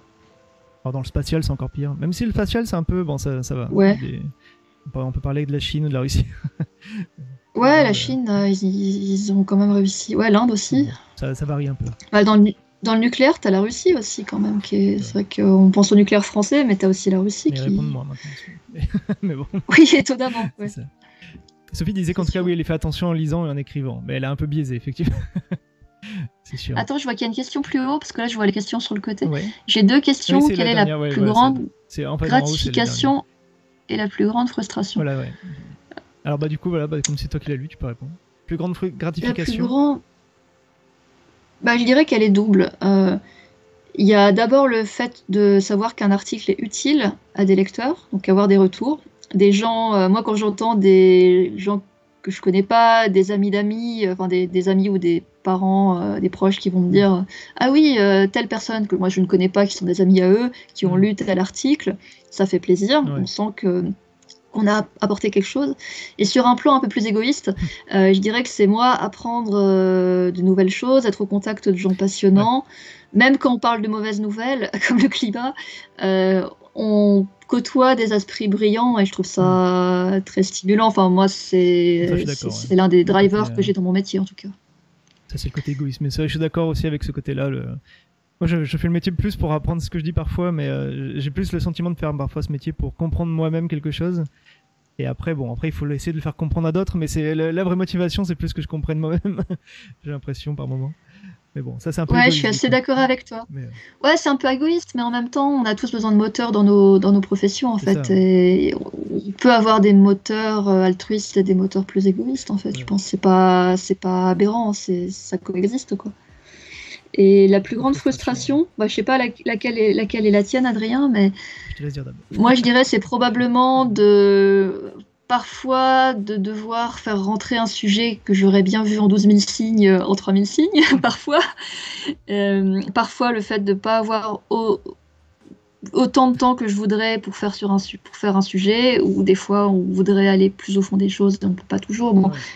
Je crois que en général, j'arrive à peu près à aller au fond des choses sur ce que je veux couvrir. Mais globalement, je crois que c'est ça, c'est que globalement, en fait, nos articles, ils sont anglais toujours. On choisit un angle, c'est-à-dire que chaque sujet en soi, c'est une masse d'infos. Tu peux le prendre par n'importe quel bout. Il faut toujours choisir un cheminement où tu commences ton histoire, où est-ce que tu l'arrêtes, c'est ton angle. Et souvent, ça implique de renoncer. Ou globalement, tu pourrais écrire une série d'explorations, des chapitres entiers pour un bouquin, et finalement, tu renonces. Donc, moi, je dirais que la frustration, elle est là quand tu as un sujet qui te passionne à un moment donné. C'est sûr. Moi, je sais pas si je dois y répondre aussi, mais bon, moi j'aurais mis juste pour dire un truc un peu bête, c'est quand il y a un jeu de mots qui saute. Ça, c'était très frustrant. Mais bon, sauf si tu l'envoies à Libé, peut-être, non ? J'ai jamais écrit pour Libé, mais oui. Mais j'ai eu des jeux de mots qui sautaient parfois dans Ciel l'espace. Alors... Quel dommage. Et du coup, quand elle reste, elle est pas mal. Ouais. Après, si tu te mets à la place de ton SR, il devait avoir une contrainte en termes de nombre de caractères. Il y a toujours. Voilà. Mais bon. Mais je comprends, ça m'est déjà arrivé aussi des fois d'être très fier d'un titre ou d'un intertitre et de le voir disparaître. En fait, toutes les coupes en général, c'est ça qui peut être un peu frustrant quand tu relis parfois. Forcément, il y a le côté SR derrière, il y a les rédac chefs qui repassent et tout. Mais c'est vrai que quand tu relis ton article et que parfois tu vois qu'il y a des phrases qui sont modifiées, tu dis pourquoi Et t'as toujours le doute de est-ce qu'ils ont trouvé ça nul ou est-ce que c'est parce que ça passait pas, juste tout simplement. Mais bon, il y a toujours un petit côté. Bon. Tant qu'il n'y a pas d'erreur, ça va. Oui, voilà, c'est sûr. C'est très pro de dire ça. Non, mais c'est vrai, c'est que ça m'est jamais arrivé, mais tu vois, c'est aussi un enjeu de clarté, quoi. C'est sûr. Des fois, il faut trouver la formule la plus simple. Bon, après, c'est comme tout, je pense que chaque éditeur a un petit peu ses petites manies. C'est ça. Alors Splagada, en plus, il a raté, il disait la première réponse à cause d'un de ses enfants, je pense qu'il voulait une pizza. Donc la question que tu avais dit pour résumer, c'était que la gratification pour toi, c'était en tout cas le plaisir que l'article soit lu et pour personnellement d'avoir compris, d'avoir discuté avec des gens. En résumé, si je résume. Oui, en fait, ça stimule le cerveau, tout simplement. Puis aussi la diversité. Ouais. J'ai oublié ça. En fait, c'est-à-dire que j'ai eu l'occasion, dans ma carrière qui n'est pas si longue que ça, mais j'ai eu l'occasion de toucher à tellement de sujets. J'ai pu faire de l'IA, de la physique fondamentale, parfois un peu d'astrophysique, beaucoup de climat, de l'énergie, des choses très diverses en environnement. Globalement, j'ai, je pense, couvert quasiment tous les sujets. J'ai même fait un peu d'archéo. Et globalement, ça, moi, j'aime bien, en fait. Top de pouvoir faire comme tu disais aussi, pour éviter aussi que les sujets trop lourds et trop graves ne soient trop étouffants. C'est bien aussi des fois d'avoir des petits sujets un peu légers. Légers, en tout cas différents. C'est ça. Et là d'ailleurs c'était un des sujets justement, je voulais finir là-dessus sur ID News en tout cas, mais le côté l'empreinte écologique de Bitcoin, c'est typiquement un article assez complexe à écrire, j'imagine. Pour avoir bossé un peu sur le sujet aussi, en tout cas il y a un peu de tout sur... ça mélange beaucoup de choses en tout cas, en termes écologie, le Bitcoin, il faut savoir aussi le fonctionnement et tout. Tu vois, c'était un des derniers. J'adore ce genre de sujet. 30 ou non, il est plus vieux. 2021. Mais j'adore ce genre de sujet parce que on est sur un sujet un peu techno. Tout le monde a l'impression de connaître sans vraiment connaître, sauf quelques-uns. Et au final, quand tu regardes la littérature scientifique, elle est pas claire parce que tout ce qui est empreinte carbone du numérique. C'est le bordel, hein. Je suis en train d'écrire En fait, dessus encore, mais ça Ouais, bah t'as dû voir, Ouais. c'est que ça dépend tellement des hypothèses qui sont faites en fait. Tu peux c'est pas en n'importe fait quoi. savoir au niveau de chaque ordinateur ou de chaque serveur quelle électricité exactement il Mm. consomme, quel est le facteur d'émission, c'est-à-dire la quantité de gaz à effet de serre de carbone qui est générée par Eh kilowattheure.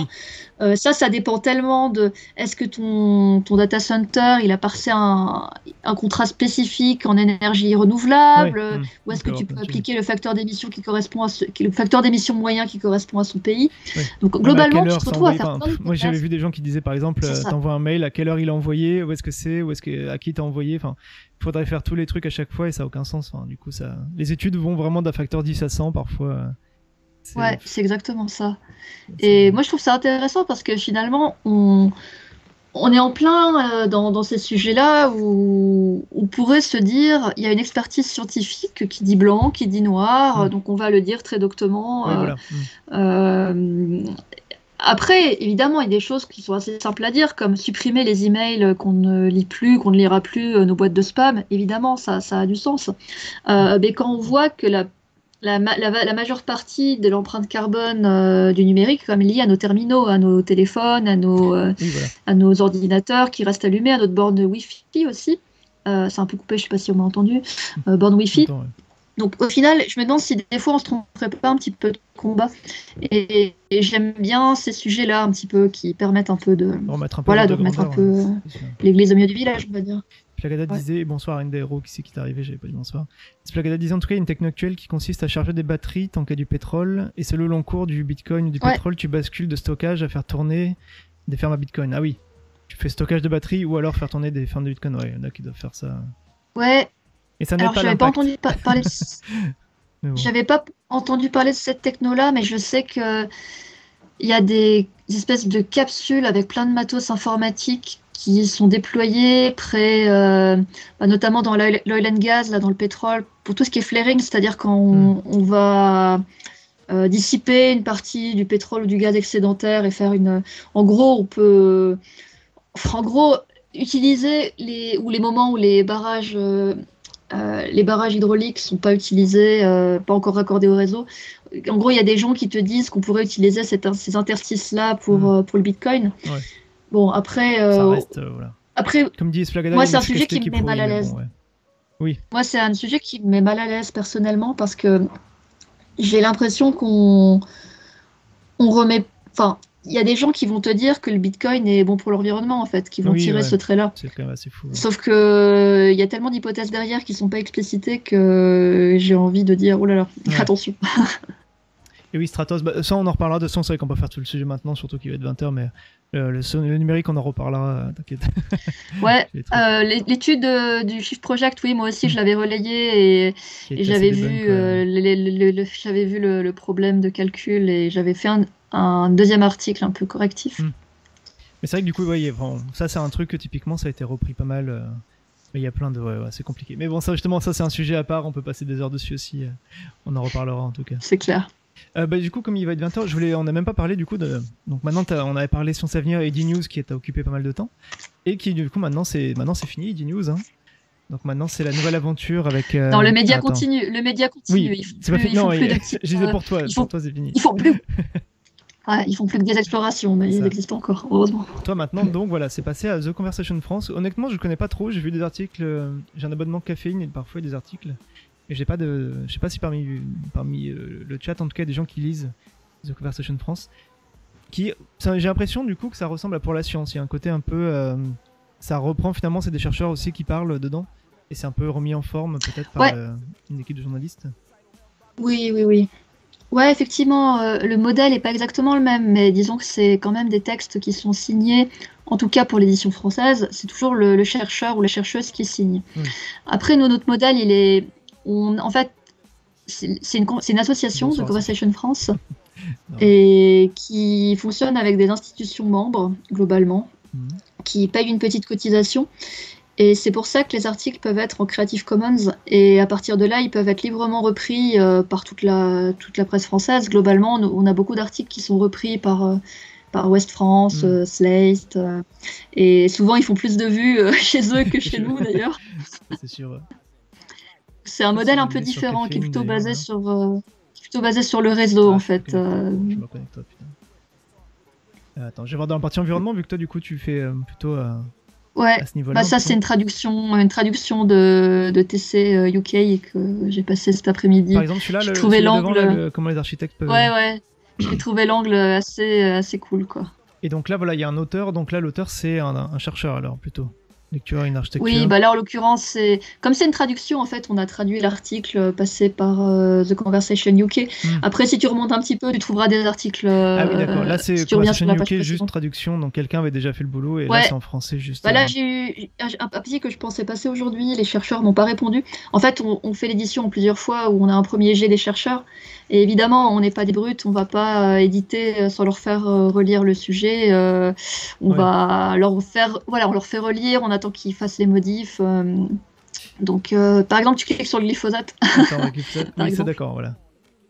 Tu vois. Donc là, c'était lorsqu'il y a eu cette décision européenne qui n'est pas arrivée. Du coup, j'ai appelé Sylvain Laurence, un sociologue que moi je trouve très intéressant parce qu'en fait, il expose un peu En fait, si le débat il se fait à un autre niveau, c'est vrai qu'il y a le côté science dure sur quels sont les effets du glyphosate, et là on peut discuter. Il y a aussi les cycles de décision dans le qui peuvent un peu poser problème. Pardon, j'ai pas désactivé un truc. C'est l'arrivée d'ingénieur JP, voilà, bref, il y a eu la chanson des Mignons, Banana Song, bref. J'avais oublié ça, de l'enlever, ça. Bonsoir du coup, ingénieur. Bon, bref. Ah, c'est merveilleux. Voilà, c'est très bien. Mais bref, je te laisse reprendre, vas-y. Ça m'a un peu perturbé, du coup. Oui, non, mais c'est bien, passer des Mignons. Oui, c'est pour ça, ouais, ça change un peu. Je suis navré. Donc, il n'est pas navré du oui, tout. bon, ça, c'est un exemple.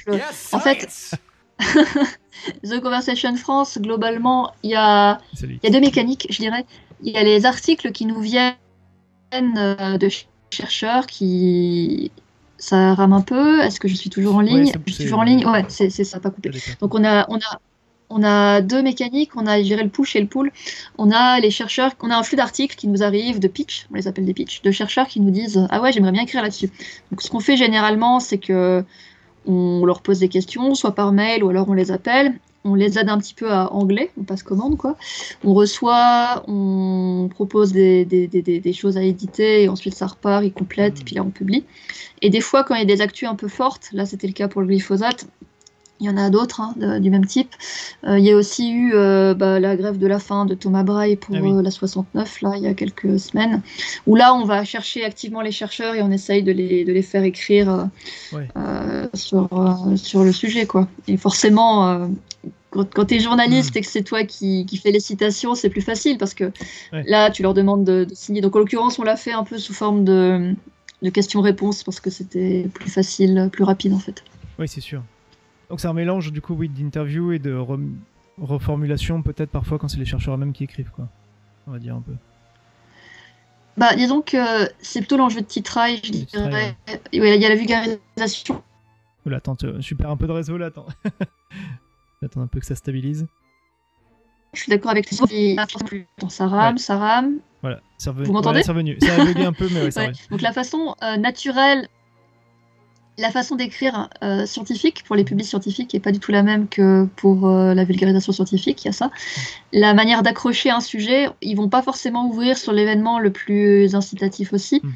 Aussi la titraille, c'est vrai que bien titrer, mettre les bons inters, c'est quand même un truc que nous, on sait faire en tant que journaliste, en fait, pour donner envie de lire tout en restant juste et pertinent. Puis en plus ces enjeux de SEO pour que Google voit bien le sujet. Enfin, on est un peu entre toutes ces injonctions parfois paradoxales et nous on essaye de tenir le cap en fait pour que... D'accord. Il y avait une question de vieux de Displagada, mais qu'est-ce qui vous drive, qu'est-ce qui vous motive, vu que effectivement, enfin, je pense qu'il voulait dire surtout ça doit pas être la pige vu que toi t'es pas pigiste du coup, t'es en poste. Donc c'est vrai, qu'est-ce qui motive? Parce que j'imagine qu'il pense que moi, c'est vrai que moi je suis cupide, je suis motivé par faire des articles pour avoir des sous.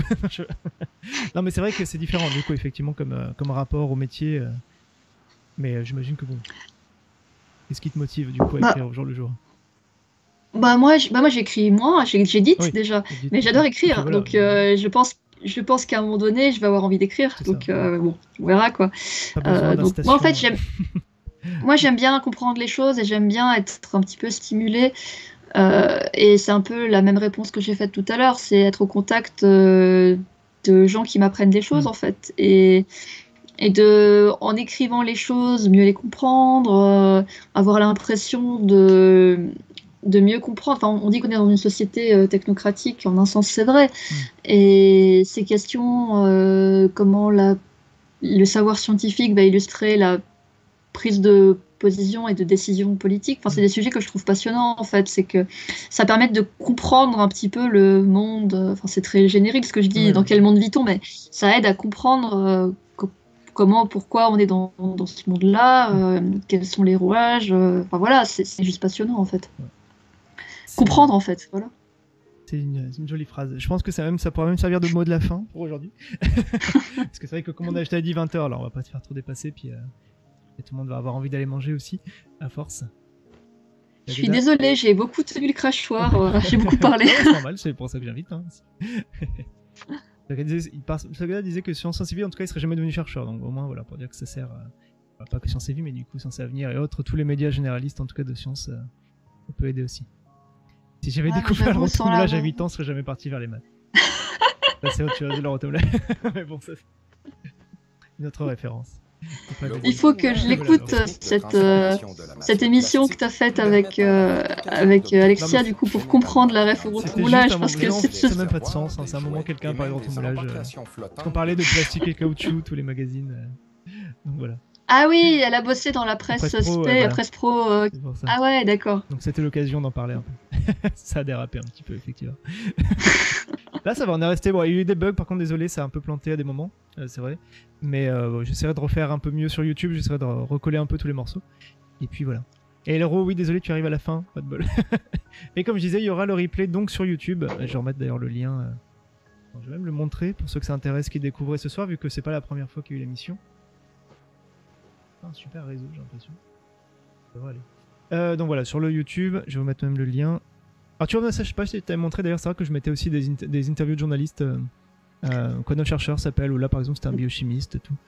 Il y a eu pas mal de non, trucs, je le découvre et je trouve ça trop cool. Clairement, il faut que. Moi, tu vois, je suis pas très YouTube parce qu'il faut que je sois devant un écran et je préfère les podcasts. Mais je crois que je vais les écouter en mode podcast là. Il y a des podcasts, je les ai en podcast d'ailleurs. Je les mets en podcast normalement, Quoi notre chercheur.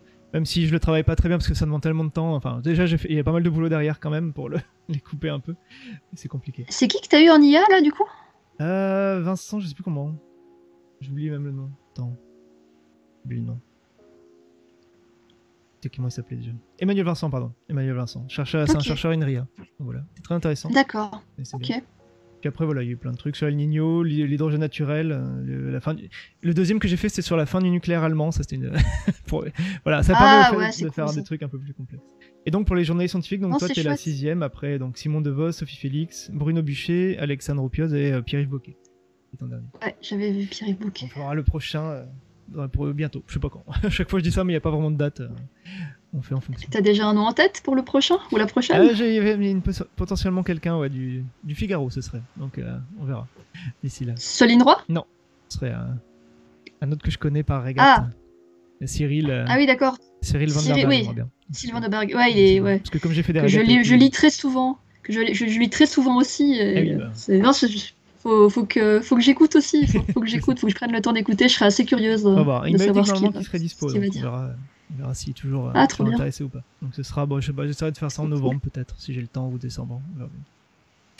Et Elro Polka sur quelle plateforme? Alors la plateforme c'est sur je crois que j'ai mis sur un truc qui s'appelle Acast et ça en voit un peu partout. On m'avait conseillé ça. J'ai Atis qui m'avait conseillé ça et c'est vrai que c'est pas mal. Ça, du coup normalement c'est un peu partout sur Google, sur Spotify, sur Apple Podcast. Enfin il y a des trucs que moi j'écoute même pas de podcast donc je sais. Apparemment c'est un peu partout en tout cas. Donc voilà. Donc j'espère que ça t'a motivé à refaire peut-être du Twitch, on verra un jour. Si jamais en tout cas, pour le contenu. Je vais essayer en tout cas de suivre tes émissions plus souvent déjà. C'est la première. Attention, je ne fais pas que des choses sérieuses sur Twitch. Ça se voit un peu, je pense, ça transparaît un peu avec les effets par moment. Mais Ouais, mais on a besoin enfin, c'est pas parce qu'il y a science qu'on est tout le temps sérieux aussi, oui, quoi. Oui, bien sûr. Non, mais avec Twitch, on peut faire du jeu vidéo, des trucs comme ça. D'ailleurs, là, après, je pense que je vais continuer un peu, mais on va voir un petit peu. J'irai manger. Bah voilà, j'espère que ça vous a plu en tout cas, donc merci encore, merci Sarah, et puis bonne continuation effectivement à The Conversation de France, j'espère que ça se passera bien. Bah, merci à toi pour l'invitation en tout cas, c'est chouette. Même si j'ai pas vu toutes les questions en direct, tu me les as bien rapportées. La plupart sont quand même passées. Tu vois là, je pense que je sais pas si tu arrives à voir les merci de Jatiz et de Leto Shaitan, mais merci. Non, je vois pas sur mon écran parce que je n'ai pas le. Ah oui, c'est vrai que t'as pas réussi à mettre en grand. Non, je pense que moi je suis sur PC là, je sais pas si t'es sous Mac ou PC, mais. Non, sur PC, ouais. Je sais pas. Il y a un truc avec Skype. En tout cas, je te lis que voilà, ce merci, bon, c'est pas. C'est juste des merci par Leto, Stratos, Jatiz, Vigo aussi. J'ai pas eu Vigo. Je pense que moi je fais des bugs, de toute façon j'ai même pas vu des gens qui sont arrivés tout à l'heure, je pense. Mais bref. Et bien voilà, du coup merci à tous de nous avoir écoutés. Et merci, ouais, du coup. Ça marche. Merci à tout le monde en tout cas, et bonne soirée, bon appétit, tout ça. Salut Jamie. Voilà, c'est ça. Il dit énorme, t'entends pas, mais c'est n'importe quoi. Allez, ciao, merci beaucoup. Bonne soirée encore, merci encore. À plus. Ciao, ciao.